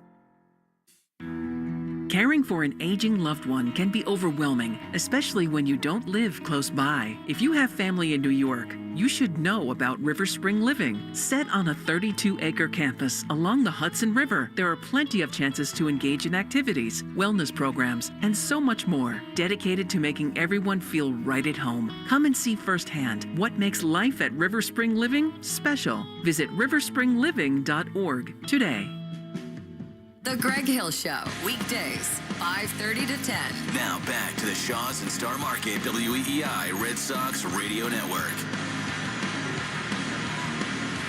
Sixth inning at Fenway Park, and the Red Sox now lead this game 2-0 after the home runs from Carlos Narvaez, and then 2 batters later, Rafael Devers. Justin Wilson comes on for the Red Sox and will face 4, 5, and 6 for the Mets. This copyrighted broadcast is presented by authority of the Boston Red Sox and may not be reproduced or retransmitted in any form, and the accounts and descriptions of this game may not be disseminated without the expressed written consent of WEEI and the Boston Red Sox. So it's 4, 5, and 6 in the Herb Chambers batting order for the Mets. Brought to you by Herb Chambers Honda of Boston, Burlington, and Seekonk. Here's Brandon Nimmo, left on left against Wilson, and the first pitch is in for strike one, and we are so thrilled to have the Hall of Famer Joe Castiglione back in the booth. Hi, Joe. Thank you, Mike. Great to be with you guys here for a sponsor event tonight, and down at the Dell Technologies Club with wonderful people, great Red Sox fans. Oh, one misses outside, a ball and a strike. The Pope is back in the Vatican. He's in his own booth. And it's perfect because you walked in and Raffy went oppo. Yeah, well, Raffy's one of my all-time favorites. Such a warm and friendly guy. Oppo shot from Raffy made it 2-zip. The 1-1's cut on and missed by Nimmo, 1-2. I've really been impressed all season with Carlos Narvaez. I mean, his catching, first and foremost, but his hitting has been a bonus. Revelation for sure. He has been outstanding. You can argue in the last month that he's been the best offensive catcher in the game. That's on top of what he does defensively. Sixth inning, 2-0 Red Sox. The 1-2 from Wilson is outside, 2 balls and 2 strikes. Eventful game where Walker Buehler got ejected in the third inning, and then Alex Cora did right after. So hard to figure. How do you eject a starting pitcher in the third inning of a game? Can't do it. 2-2 from Wilson. Strike 3 called at the bottom of the zone. It's a backwards K for Justin Wilson on Nimmo, and there's one away to begin the sixth. As I said, Joe, look, we need the challenge system for one, because it wouldn't have happened. Buehler would have challenged it, we would have moved on with our lives. Estabrook is not some rookie umpire. Yeah, he's been around a long time. I thought he initiated the conflict, walking halfway to the mound. People don't come to watch the umpires work. That is well said. Here's Mark Vientos, who takes strike one in the right-hand box. After 86, do you have a little extra juice when the Red Sox play the Mets? Well, not quite as much as when they play the Yankees. True. But it's there. Base is empty for Vientos, who's doubled. Pitches inside, 1-1 from Justin Wilson. I was amazed to see the number of Mets fans around town. Thankfully, fewer today in the Not ballpark. as many as right field as there were a couple of years ago. Yeah, not as many out there from a group that always travels. The 1-1 from Wilson, swinging a fly ball toward right that fades foul toward the second deck, 1-2. Joe, I've been saying to Mike for a couple innings now, the bullpen is going to determine this thing. Weisert's now up and going, so you take it with a grain of salt, but this becomes a game that I think can be kind of a marker for the Red Sox. Their starters ejected, their manager picks them up. They look fired up and angry in that dugout. 1-2, down. Well, especially after a win last night, we saw the great win Saturday and then step back Sunday. To put two together here against the first-place team like the Mets would be very, very big, especially with weather probably coming up later this weekend. Yeah, Alex Cora pointed out that on Thursday it already looks a little dicey for the Red Sox and the Orioles. Red Sox up 2-0 in the sixth, and time called at home plate. Wilson not happy about that. I think a lot of these pitchers with the pitch clock now, they say, okay, you know the deal. If you're going to call your time, do it before you get in the box. And now Wilson's ready against Vientos. From the third base side of the rubber, 2-2. Swing and a miss, strike three. Wilson goes to the slider and he buries it to strike out Vientos. Back-to-back Ks to begin the sixth. The Arbella Insurance Foundation is dedicated to striking out cancer by supporting the Jimmy Fund. And for every strikeout from a Red Sox pitcher during this season, the Arbella Insurance Foundation donates $50 to the Jimmy Fund. Here for the Jimmy Fund, here for good. So back-to-back Ks from Wilson. Base is empty for Jeff McNeil. I have an important question for Joe after the first pitch to McNeil. I'm curious about an accessory on Joe's right hand here today. You could see it? Here comes the first pitch, and McNeil takes inside. Well, I did the Bo Sox Club luncheon today as AMC, and then a sponsor event with fans here in the Dell Technologies Club. So the fans say, we don't care if you come, just bring the ring. Is that 18? That's 18. 119 joules. 1-0 pitch. McNeil takes ball two. Was that your question, Will? No, but one for every win in that whole season, Joe. Right. 3 trophies on the side. Yeah, 4 trophies, because I was here for all 4. Look at you. 04, 7, 13, 18. Wilson's 2-0. McNeil takes inside ball 3. Such a blessing to be here for the greatest era in Red Sox history. No doubt. Is that how they did it for the players? Like you only got the number of trophies on your ring that you were around for? Yeah, and they did it right. So special. 3-0. McNeil takes outside and low ball 4, so Justin Wilson issues a 4-pitch walk, and the Mets have a 2-out base runner in the 6th with the Sox up 2-0. But no, that was not my question. We were making fun of the Mets and radio TV group for having their windows down. If you were here tonight, would we have been allowed to have the windows open? They would be down. As my old partner Jerry Trupiano used to say, John Wayne has left the building. Oh, this is great. Ramon Vasquez strolls out of the Red Sox first base dugout, and he will make a move. Actually, it's not as cold as I thought it would be earlier. So it's picked up a little bit. Greg Weissert, on a somewhat chilly night, will enter here in the 6th with 2 outs and the Mets with a man aboard at first. Red Sox up 2-0. We step out on the Shaw's and Star Market WEEI Red Sox Radio Network. During this call to the bullpen, your New England Ford dealers remind you that this is the perfect time to check out all their great Ford truck offers at buyfordnow.com. You'll find special deals on Ford F-150, built Ford tough and smarter than ever. The legendary Super Duty, our most capable heavy-duty pickup, and the turbocharged Ranger, ready for your next adventure. Visit buyfordnow.com and see why now's the time to buy or lease your new Ford truck. 1-877 Cars for Kids. KARS Cars for Kids. 1-877 Cars for Kids.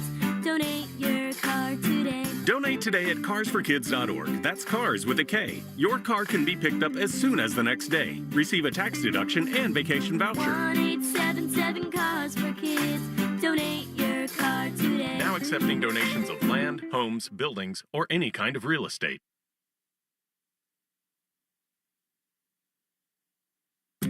Arbella Insurance has been doing business in the New England community for over 35 years. They're your friends, your neighbors, and fellow Boston fans.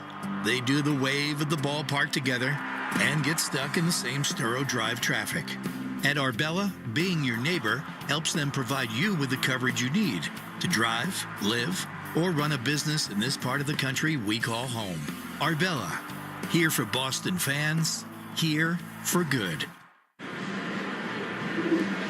Back in the 6th inning at Fenway with 2 outs and the Mets with a runner at first with the Red Sox up 2-0. And Greg Weissert comes on in this pitching change, and this slowdown in action is brought to you by Iservay. So Weissert for a second day in a row. He had 3 outs yesterday, a couple of Ks. First pitch to Francisco Alvarez is bounced to third at Alex Bregman, who charges, gloves, throws on the run, and on one pitch, the inning is over. Weissert takes care of Alvarez and strands a man at first. We go to the bottom of the 6th at Fenway. Red Sox up 2-0 on the Mets on the Shaw's and Star Market WEEI Red Sox Radio Network. The South Coast Health Heart and Vascular Program is nationally recognized year after year for providing world-class care. Our heart and vascular team goes above and beyond to deliver the best clinical care and most compassionate service. You receive the time, attention, and communication you need to feel most comfortable, because at South Coast Health, you are what matters most. We are South Coast Health Heart and Vascular. Visit southcoast.org/heart to learn more. Want to catch up with the national pastime in a short time? Tune into the Morning Lineup podcast. Every weekday, in less than 10 minutes, we'll bring you all the wonderful... He's done it again! See ya! A monster 2-run home run! All the wild... Here comes Ramos! This game is over! All the weird... Contreras is chewing on the tape. That makes the MLB season special. Check out the Morning Lineup on Spotify, Apple, or wherever you get your podcasts. This is Scott McFarlane of McFarlane Energy. I'm proud to announce we've received more than 3,000 5-star Google reviews. And as a thank you, we're offering $500 off a new heating or air conditioning replacement, in addition to utility rebates. As a family-owned business since 1946, our goal has been to deliver the best combination of price, expertise, and equipment to all of Eastern Massachusetts and the Cape. This summer, if you need a new air conditioning system, beat the summer rush and let our family help yours. Visit McFarlaneEnergy.com. It's never too late to upgrade your system. Visit McFarlaneEnergy.com. Jones and Keefe. Weekdays 10 to 2. Now back to the Shaw's and Star Market WEEI Red Sox Radio Network. Bottom of the 6th at Fenway with the Red Sox up 2-0 on the Mets, and 5, 6, and 7 coming for the Red Sox in the Herb Chambers batting order against Clay Holmes, still out there at 85 pitches. As we come to you 3 wide in the booth, Will Fleming, Mike Monaco, thrilled to be joined by the Hall of Famer whose name is on this booth, and Joe Castiglio. Well, thank you, Mike. Great to be with you. You guys doing a great job. We listen all the time. And it is great to see you at the park. Here's Christian Campbell, first pitch, check swing, rolled foul, first base side. It's one of those spots Alex was talking about. Enough about Joe. The offense needs to get runs up here. They've had chances to extend leads. You know, this is the back end of the 3rd time through the order against Holmes. They need to give the bullpen a little break here. Christian Campbell got a little bit of a break the last 2 days. Back in there tonight, playing center. Made a nice running catch. He is struck out and grounded to first. Swing and a miss. And now it's 0-2 on Campbell. Is there a question you get the most often, Joe, at a fan event like that? Like, what do people want to hear from you about your career and your time with the Red Sox? Well, they want to know about the championship seasons. How's retirement? Which have been very busy of late. 0-2, swinging a bouncing ball to short at Francisco Lindor, who collects and throws out Campbell at first, and there's one away in the 6th. I was really blessed to give the commencement speech at Stonehill College on Sunday, and there was a lot of Lou Gorman, the former Red Sox general manager. What a wonderful man. What to tell you, Joseph? What to tell you? Yeah, he was great with the gossip, too. But Lou was wonderful, and no school ever had a better spokesman or a better fundraiser. One away for the Red Sox. Nick Sogard goes first pitch swinging. Chopper to first. Pete Alonso collects, throws overhand to the covering Holmes. And there's 2 outs in the 6th with the Red Sox up 2-0. I listened to that speech yesterday, Joe, but share with our wonderful listeners. You had some really, I thought, heartfelt, important messages. What was your theme? Well, basically to follow your dream and to try to seek compassionate wisdom in whatever you do. But to do what you enjoy doing and not go for the bottom line all the time. There's Trevor Story with the bases empty, 2 outs, and the Red Sox up 2-0. Holmes' first pitch, swinging a bouncer to third. Glove near the line, fair ground. Beatty, long throw, got it there in time. And a very quick 1-2-3 inning for Clay Holmes on just a few pitches to set down the Red Sox. We go to the 7th at Fenway. Red Sox 2, Mets nothing on the Shaw's and Star Market WEEI Red Sox Radio Network. Some people play by the rules, but the real game changers break them. I'm Soraya, and on Rule Breakers, we're talking to the risk takers, the rebels, and the ones rewriting the playbook. Follow and listen to Rule Breakers with Soraya on the free Odyssey app or wherever you get your podcasts. Looking for a warm, vibrant community for family in New York City? River Spring Living provides a full range of living options for older adults. Come and see firsthand what makes it so special. Schedule your tour at riverspringliving.org today. Wherever you're headed, there's a Chevy built to get you there. Choose from a family of smart and stylish SUVs, including the all-new Equinox or hard-working trucks like Silverado. It's ready, steady, and strong. See your New England Chevy dealers. Hey there, baseball fans. Will Fleming here. It's time to step up to the plate and upgrade your deck with TimberTech. TimberTech is the #1 premium composite decking brand. It looks just like real wood, but without the never-ending maintenance of a wood deck. It won't rot or splinter, and it's backed by industry-leading warranties, so you'll be sure your deck looks great season after season. See for yourself why TimberTech is everything wood should be. Order free samples at TimberTech.com. Town Fair Tires, New England's largest volume discount tire dealer with over 100 locations. So we sell Michelin tires for the guaranteed lowest price. Like Michelin tires with all-season capabilities and maximum performance. Plus, Town Fair will give you more free services for life on your Michelin tires for longer tread life and reliable traction in both wet and dry conditions. For the guaranteed lowest price on Michelin tires, nobody beats Town Fair Tire. Nobody! Name brands at discount prices. Town Fair Tire. You're listening to the Shaw's and Star Market WEEI Red Sox Radio Network. 7th inning at Fenway. Red Sox up 2-0 on the Mets, and Greg Weissert stays in to face 8-9-1 for New York. In the Herb Chambers batting order, sponsored by Herb Chambers Chrysler Jeep Dodge Ram Fiat of Danvers and Millbury. No runs, 3 hits, no errors for the Mets. 2 runs, 4 hits, no errors for the Red Sox. And Weissert will face Brett Beatty after Weissert threw just 1 pitch in the 6th to retire Francisco Alvarez. Beatty with a fly out to left and a line out to first so far. Feet angled off out of the stretch. Weissert's first pitch, swinging a line drive foul, third base side. Mike, this is where the wheels start turning in the Red Sox dugout, because Slayton is up and throwing. And you'd like Weissert to get through this inning, but maybe Slayton gets out of a jam. Maybe he's got the 8th, Chapman the 9th. Aroldis threw 7 pitches yesterday, got that big double play. Got Liam Hendricks as an option as well. 0-1. Swing a little fister, jam towards second. Hamilton approaches gloves, and he throws out Beatty for the first out in the 7th. So, but it's not only about today, because I think you're going to have to make some tough decisions. Someone like Bernardino, to me anyway, not merit-based, but he's vulnerable. The Red Sox need arms tomorrow, although you do have some guy named Crochet starting the game. Which is comforting to know tomorrow, and then even though there's a game scheduled for Thursday, it's already on Alex Cora's mind that there's bad weather in the forecast. To the 9th spot, Tyrone Taylor. Fly out to center and a strikeout so far. Base is empty in the 7th. First pitch is inside ball 1. Stay tuned after the game for the Nissan postgame show. Kickstart your summer with Nissan. These offers are going fast at the Nissan Summer Sales Event. Shop your local Nissan store and NissanUSA.com today. Greg Weissert's 1-0 is inside. 2 balls and no strikes on Taylor. We convinced Joe to not act like Jerry Remy and beat it immediately out of here. Jerry could get out of a ballpark. Yeah, he was quick. The car was pointed right there to Starlo Drive, and off he was.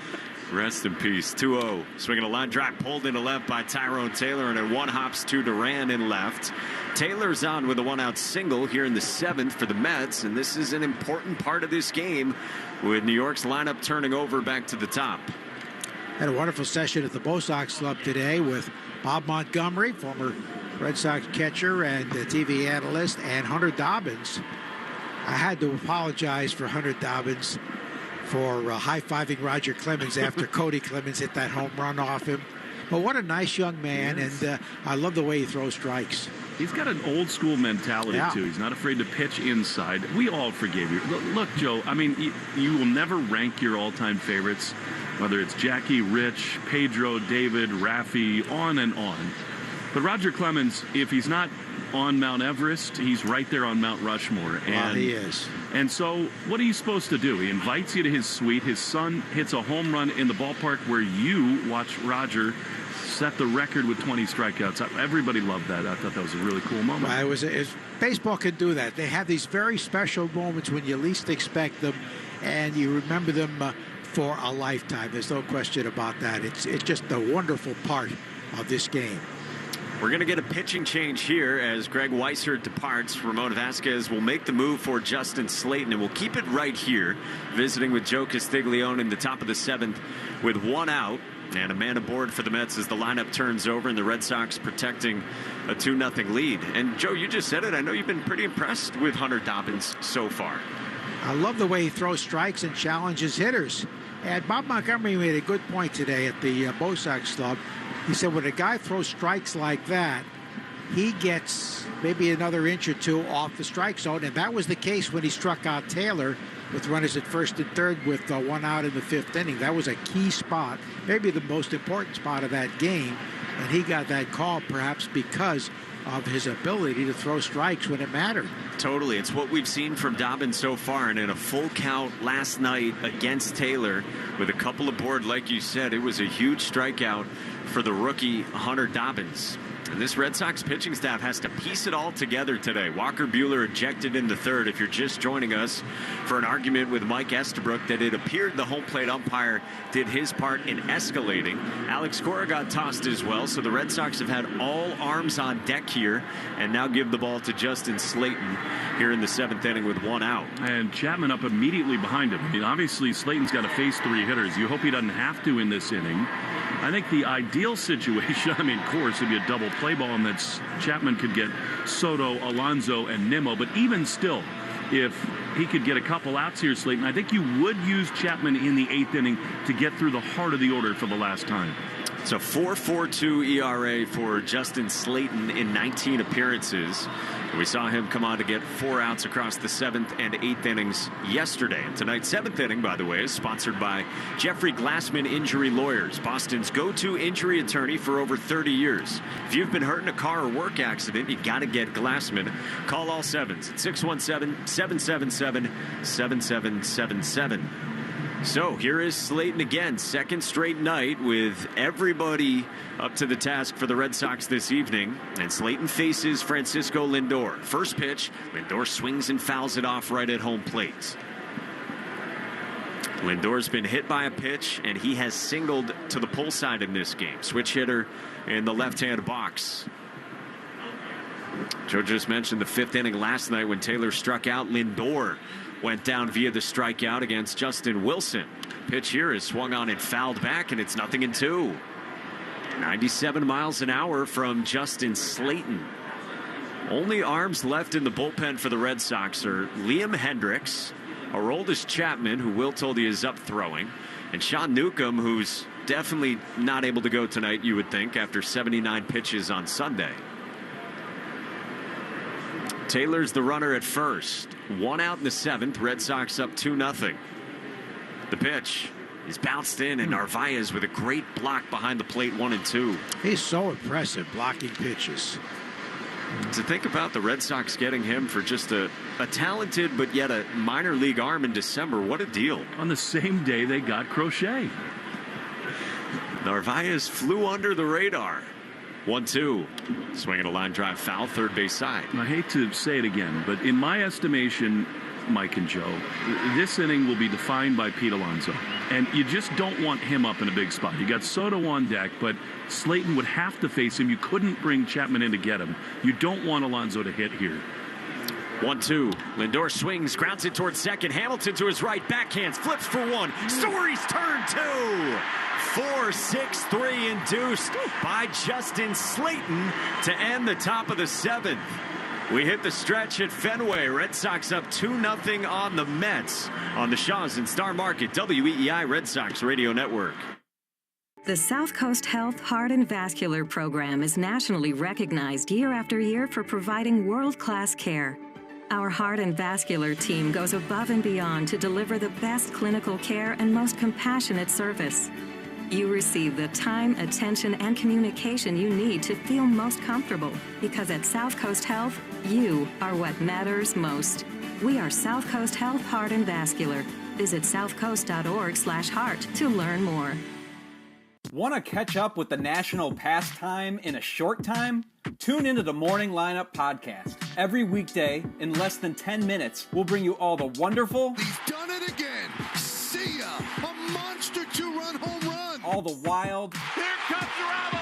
This game is over! All the weird... Contreras is chewing on the tape. That makes the MLB season special. Check out the Morning Lineup on Spotify, Apple, or wherever you get your podcasts. Baseball season is here, and that means one thing. It's time to fire up the grill and knock dinner out of the park with Hatfield Pork. Hatfield's marinated tenderloins and pork loin fillets have the home run flavor your whole family will love. Whoa, that's a grand slam of goodness right there. Don't strike out with anything less. Load up your plate, put pork on your fork, and bring home the taste of summer with Hatfield Pork.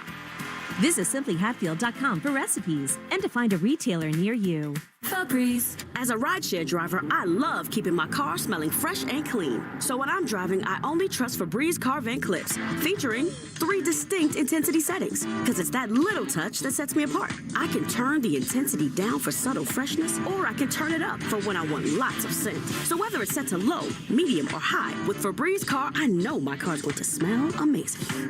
Which keeps my driver rating right where it belongs. Picking up Oscar! La, la, la, la. Hart, Fitzy, and Johnson. Weekdays 2 to 6. Now back to the Shaws and Star Market WEEI Red Sox Radio Network. Huge double play induced by Justin Slayton sends us to the bottom of the 7th with the Red Sox up 2-0 on the Mets.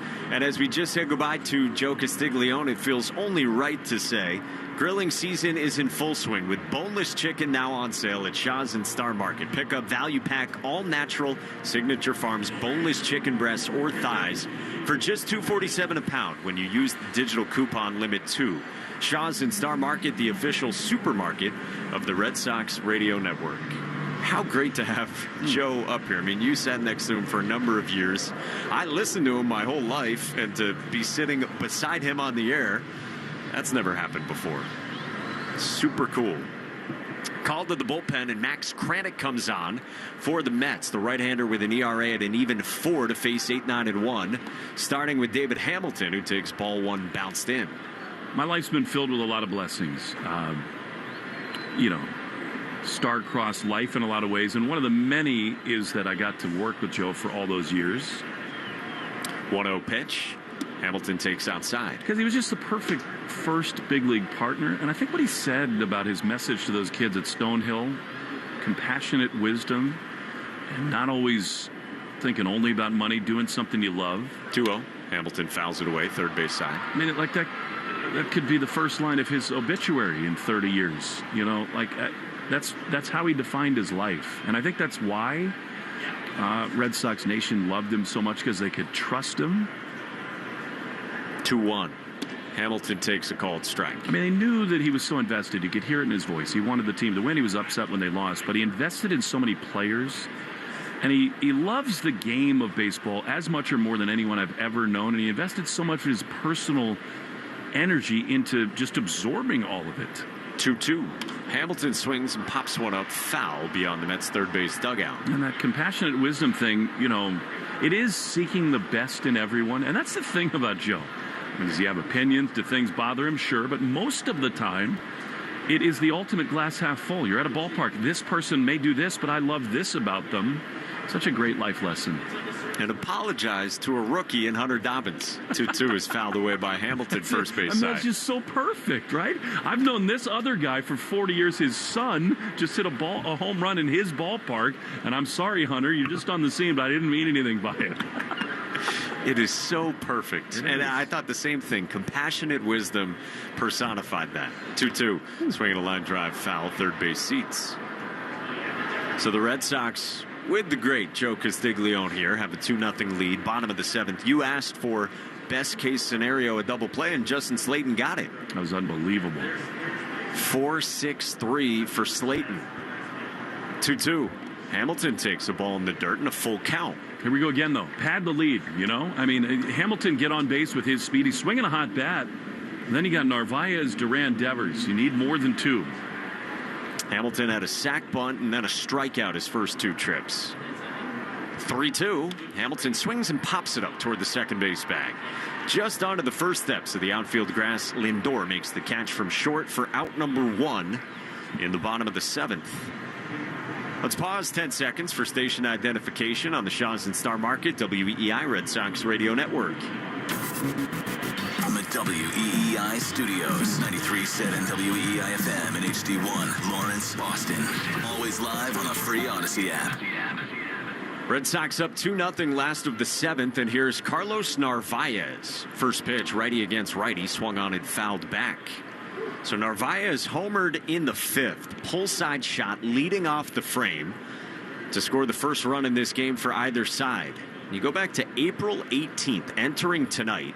He had an OPS of 968, the best among all catchers in that time. 0-1's in for a strike with a breaking ball, 0-2. So you can say like a little over a month now for Narvaez, and he's been the best bat as far as catchers go in this sport. We said it earlier, he's been the best defensive catcher as well. What an acquisition for the Red Sox. 1 out, base is empty, and Craddock's 0-2.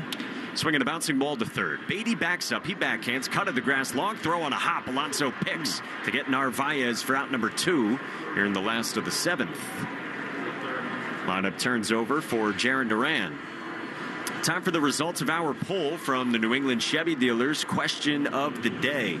Today's question on Sox Booth on Twitter was, who's been a more pleasant surprise, Abreu or Narvaez? And Carlos Narvaez took it with 73% of the vote. Get a closer look at Chevy's award-winning lineup at your New England Chevy dealers. Find exciting offers, too, on the powerful Silverado and feature-packed all-new Equinox. First pitch to Jarren Duran's down for ball 1 on a breaking ball from Craddock. Duran has walked and then struck out a couple of times. Red Sox got those 2 solo shots from Narvaez and Devers in the 5th. The Red Sox had fun celebrating in the dugout. 1-0. That's outside. 2-0. Again, after Alex Cora got tossed, he kind of swatted at the cover to the bullpen phone to his left in the dugout. Cover came off, and then after the home runs, players in the Red Sox dugout held up the broken shield. 2-0 is on the outside part of the plate, called a strike, 2-1. First, it was Rob Refsnyder who held it up, and it says bullpen in type that you find in every ballpark across the big leagues. Refsnyder held up the first, and then Houck on Devers' second. 2-1, Duran swings and hooks it on the ground to first. Alonso down to a knee, gloves. He flips to the cover in Craddock, and the inning's over. Red Sox go down 1-2-3 in the bottom of the 7th, and we go to the 8th at Fenway. Red Sox lead this 2-0 on the Mets on the Shaws and Star Market WEEI Red Sox Radio Network. The South Coast Health Heart and Vascular Program is nationally recognized year after year for providing world-class care. Our heart and vascular team goes above and beyond to deliver the best clinical care and most compassionate service. You receive the time, attention, and communication you need to feel most comfortable, because at South Coast Health, you are what matters most. We are South Coast Health Heart and Vascular. Visit southcoast.org/heart to learn more. The Women's Hoop Show, a podcast hosted by me, Jordan Robinson, brings you fresh women's basketball voices and breakdowns every week. I'll be joined by hoop experts all year long. Find the Women's Hoop Show on the free Odyssey app or wherever you get your podcasts. I'm Kiana, and I leveled up my business with Shopify. Once I figured out that Shopify was a thing, I never turned back. I can create a site with my eyes closed. Shopify thinks ahead of us, and it thinks about the customer more than anything. Every day I'm thinking about some other new business, but Shopify is doing it to me because it's so easy to use. It's like I can't stop. I'm addicted. Start your free trial at Shopify.com. Take Boston sports with you wherever you go. Download the Odyssey app. Now, back to Red Sox baseball on WEEI. Well, a turbocharged Fenway Park as we go to the 8th inning. And the Red Sox, because Slayton was so quick and efficient against Lindor, will leave him in there. So he will see at least Soto and Alonso, and Aroldis Chapman is not throwing. So the Red Sox want Slayton to give them the 8th inning. I mean, Ramon Vasquez has been brilliant managing the bullpen for 2 straight days. No task harder than tonight. I thought maybe with Soto, Alonso, and Nimmo, the big hitters, they might go to Chapman, but they're so short, they're going to test it with Slayton. Who got that double play ball. He hasn't gone more than an inning and a third so far this season, and he's done that 3 times. Again, this has a chance to be one of those nights for the Red Sox. Give him a little turbocharge. Cedon is into the game now for Campbell as the center fielder as Soto leads it off. Cutter from Slayton for ball 1. Pete Alonso on deck. Slayton throws. Soto takes a strike on the outside corner. Who's on deck is brought to you by TimberTech, decking and railing. Everything wood should be. Visit timbertech.com. Really want Alonso to bat with the bases empty. 1-1 to Soto. Breaking ball on the ground to his left. The second baseman Hamilton. He's got it. Flips overhand to first. Huge first out for Slayton. How about the navigation from Ramon Vasquez the last few nights? Like, okay, maybe they mapped out the plan yesterday. Nothing about tonight could have been mapped out with Walker Buehler getting tossed after 2 1/3, and you got to piece this together, and it's not clean innings for guys, and this has gone well so far. And yeah, Alonso's dangerous, but the bases are empty. 6 pitchers already, and we're in the 8th inning. Here is the polar bear, the pitch. Curveball over his head. That slipped out of Slayton's hand. And Pete ducked out of the way. Just being around him on the field the last couple of days echoes everything you see in the national media and everything he says to writers and television hosts. This is a wonderful guy, Pete Alonso. The 1-0 is swung on and missed. Curveball, and it's 1-1. And by all accounts, he's more comfortable this year. He's talked about finding more consistency. He sounds like he's been even more forthcoming with the media and just comfortable in every way after re-upping. He wanted to be back there. He didn't know if he would. He went into the end of the regular season wondering when he'd see Citi Field again. 1-1 from Slayton to Alonso. The pitch is on the ground to short. Story's got it. He gloves. Crow hop. Throw to first. 2 down. Justin Slayton has found it again. I was just going to say, Justin Slayton is back. Like, he has figured this out here after going through those rough patches in his season. Boy, coming into tonight, it had been 5 straight scoreless outings, and then he's got to go through Lindor, Soto, and Alonso, and he's turned that into 4 outs. Aroldis Chapman is playing sort of soft toss out there in the Red Sox bullpen. 2 down, top 8. 2-0 Sox. The pitch. Swinging a soft ground ball on the first base side. Sogard comes in. He gloves. Takes it to the bag. That's a 1-2-3 inning for Justin Slayton. Fabulous and efficient. Just what Dr. Ramon Vasquez ordered. We go to the bottom of the 8th inning. Sweet Caroline does sound sweet tonight. 2-0 Red Sox. It will be Raffy, Bregman, and Abreu after this in the Shaw's and Star Market WEEI Red Sox Radio Network. Some people follow the rules, but where's the fun in that? I'm Soraya, and this is Rule Breakers, the podcast where we celebrate the rebels, the risk takers, and the ones who make their own way. Every week, I sit down with the boldest voices in sports, entertainment, and beyond to talk about breaking barriers, defying expectations, and rewriting the rules.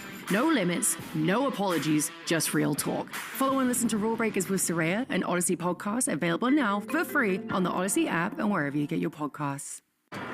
Grilling season is in full swing with boneless chicken now on sale at Shaw's and Star Market. Hey, it's Lou. Today through Thursday, pick up value pack all-natural Signature Farms boneless chicken breast or thighs for just $2.47 a pound. When you use the digital coupon, you're limited to 2. When you shop with the Shaw's app, you get amazing deals. You earn points on every purchase. If you're short on time, order ahead for free curbside pickup or get delivery. Hurry and get grilling boneless chicken. Shaw's and Star Market, the official supermarket of the Red Sox Radio Network. What is insurance? Insurance transfers certain risks between parties. Without insurance, the economy would really stop. In simple terms, insurance is like community. It's protecting every last asset that somebody has built over a lifetime. You're in it together. You feel supported. From the beginning to the end. What insurance is taking care of people. It's definitely a way of life. Cross Insurance. Our way of life since 1954. The South Coast Health Heart and Vascular Program is nationally recognized year after year for providing world-class care. Our heart and vascular team goes above and beyond to deliver the best clinical care and most compassionate service. You receive the time, attention, and communication you need to feel most comfortable, because at South Coast Health, you are what matters most. We are South Coast Health Heart and Vascular. Visit southcoast.org/heart to learn more. The Christian Arcan Show, weekday afternoons starting at 6. Now back to the Shaws and Star Market WEEI Red Sox Radio Network.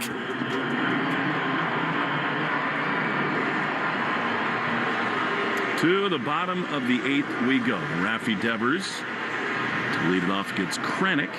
Devers, Bregman, and Abreu looking for insurance.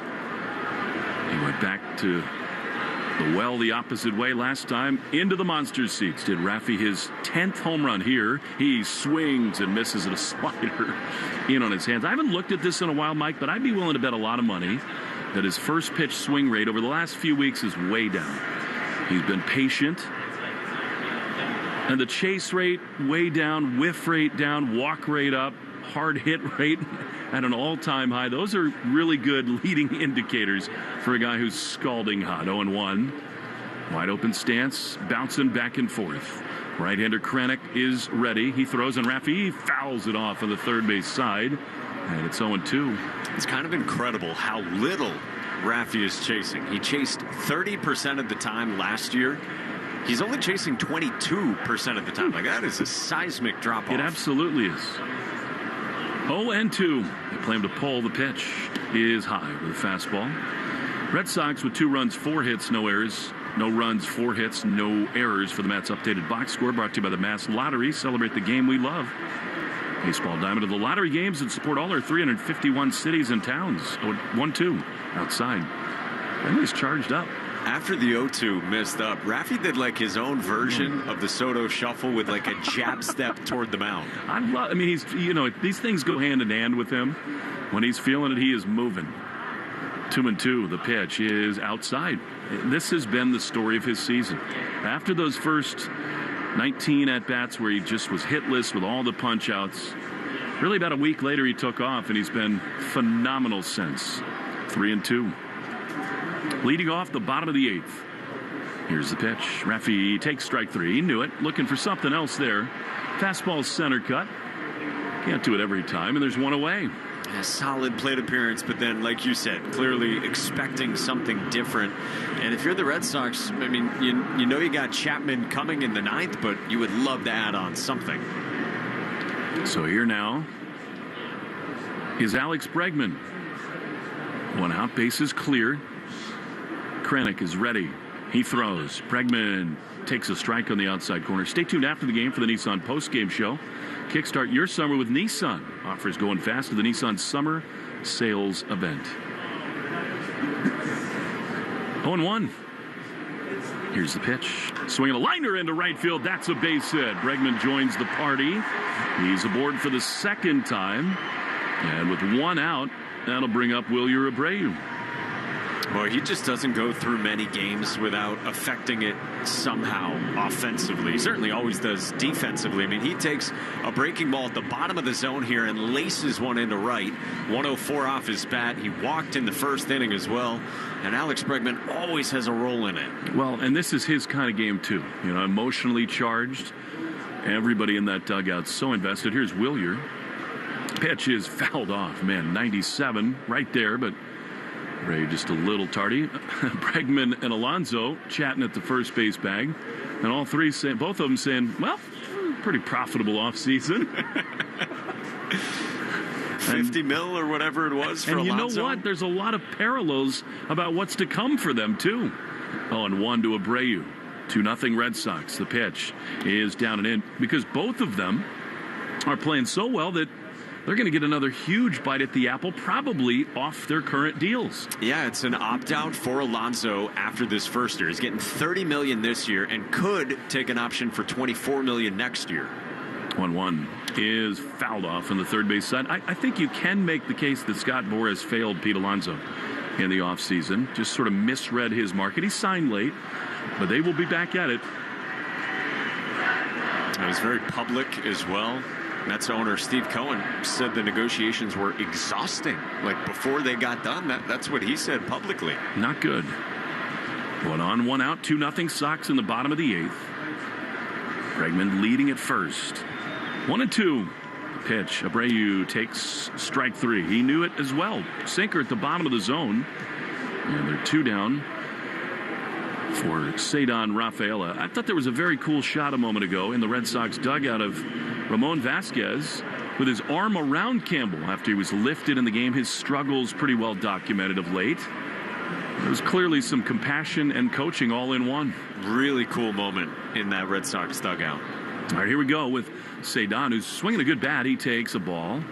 Fastball down and away, 1-0. Definitely a misty night all of a sudden at Fenway Park. The wind is blowing in. Cold drizzle going. 3 more outs. We will drizzle tonight. Well, tomorrow in truth, but we'll lock up, catch up. Here's the pitch, and it's skied high and deep into left center field. Back toward the yellow line and the flagpole, and right in front of the 379 marker.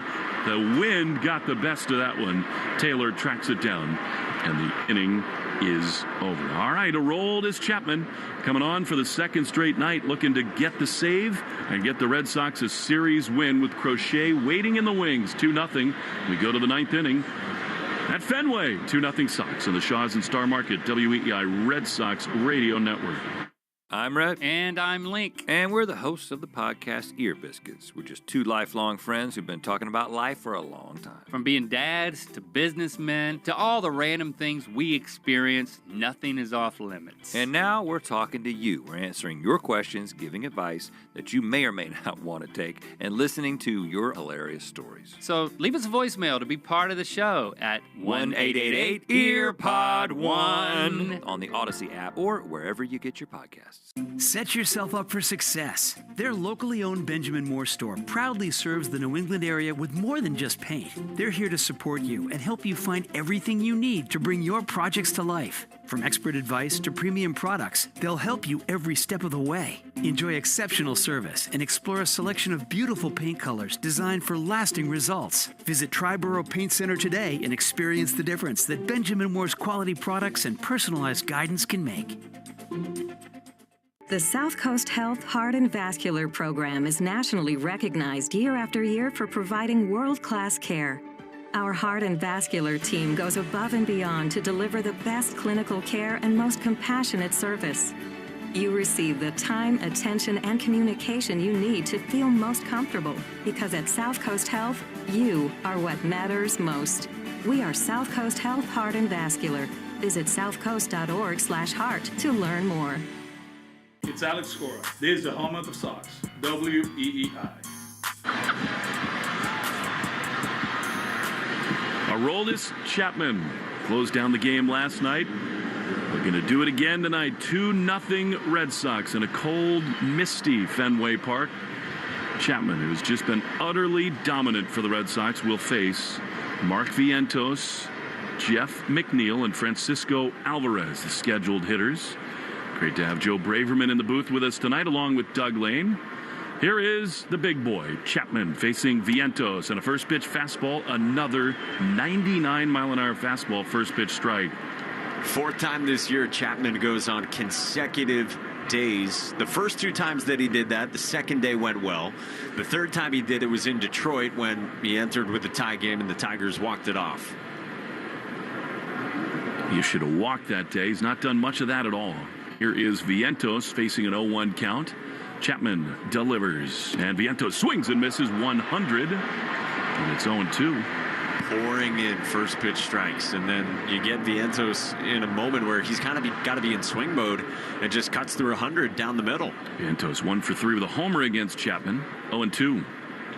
Here's the pitch, and it is grounded up the middle. Hamilton's been awesome. He gloves at second, throws to first, and there's one away. Well, the Red Sox lost their starting pitcher, Walker Buehler, in the 3rd inning of this game. Short in the bullpen. Ejected by Mike Estabrook, Bernardino, Whitlock, Wilson, Weissert, Slayton, and now Chapman. Carlos Narvaez launched a solo homer to get them on the board. Devers, a batter later, went deep. That's where we are, 2-0. One down in the ninth. Here's Jeff McNeil, the pitch. Chopper up the middle. Story behind the bag. Gloves. Crow hop. Throw to first. 2 down. Cannot be much better nor more efficient that Chapman is here. And really, the whole bullpen has done this. Like, it's been ground ball outs ever since Weissert came on in the 6th. Then Slayton got the double play in the 7th. He got 3 ground outs in the 8th, and now Chapman for the 9th. So 2 down in the 9th. Here's Francisco Alvarez. Red Sox an out away. The pitch. He is high with a fastball. And it is 1-0. The number's outrageous on Chapman. 1-0. Pitch is popped up in a shallow center field. Cedon comes on. He's there. He makes the play. One of the grittiest, greatest wins of this 25 season. On a night where Walker Buehler was ejected early, Narvaez endeavors homer. The bullpen delivers. And for the second straight night with the lineup card in his back pocket, Ramon Vasquez navigates a win. Chapman's got his 8th save, and that is a little bit of a chest out to the home plate umpire, Mike Estabrook. This is the Mike Estabrook game. When you look back in this Red Sox season, should they put together something special? I think these last 4 days will have a big part in it, starting with Saturday's comeback, continuing yesterday with a gritty performance without Alex Cora, and then today, after Buehler's ejection, after Alex Cora got ejected, home runs from Narvaez and Raffi, and the bullpen covers 6 2/3. They were excellent. They gave up 4 hits during that stretch and just slammed the door shut. Only issued 1 walk the rest of the way. They were nails. And oh, by the way, you got Garrett Crochet waiting tomorrow to go for a 3-game sweep over the first place New York Mets. That was fabulous for the Red Sox. 2-0. They've won this series, going for a sweep tomorrow. We'll have the Nissan postgame show from Fenway right after this. The Shaw's and Star Market, WEEI Red Sox Radio Network. The Women's Hoop Show, a podcast hosted by me, Jordan Robinson, brings you fresh women's basketball voices and breakdowns every week. I'll be joined by hoop experts all year long. Find the Women's Hoop Show on the free Odyssey app or wherever you get your podcasts. Ladies and gentlemen, please put your hands together for the following Cars Dealer of the Year recipients: Audi Burlington, Herb Chambers Infiniti of Westboro, Herb Chambers Lincoln of Norwood, Flagship Motor Cars of Linfield, Porsche Burlington, and Herb Chambers Chrysler Dodge Jeep Ram Fiat of Millbury. The Herb Chambers team is proud to be recognized for our legendary customer service. Thank you. Massachusetts Fallen Heroes and Innovets honor those who made the ultimate sacrifice since 9/11. Join us for Patriot Week, kicking off May 17th on Armed Forces Day through Memorial Day. Events include Flags for the Fallen, the Strack Pitch Competition, the Gala and Encore Boston Harbor, and the Memorial Rededication in Boston Seaport. Honor, support, and empower Gold Star families. Learn more at massfallenheroes.org. Brought to you by Walmart, proudly supporting veterans in our community. Honey, I think we have a serious problem we need to discuss. What is it? Our household is suffering from low D. Low D? What is that? It's when your drains are clogged all the time, and I'm tired of it. Sounds like it's time to call Drains by James, the experts in drain cleaning, water jetting, camera inspection, or pipelining repair. All available 24/7. Drains by James will get your low D flowing again. Drains by James. They give a poop about your pipes. This is the Nissan postgame show. At Nissan, we make cars that thrill. Experience the thrill for yourself today. Shop NissanUSA.com. Back at Fenway Park, where the Red Sox win a series over the Mets, 2-0, the final score here today.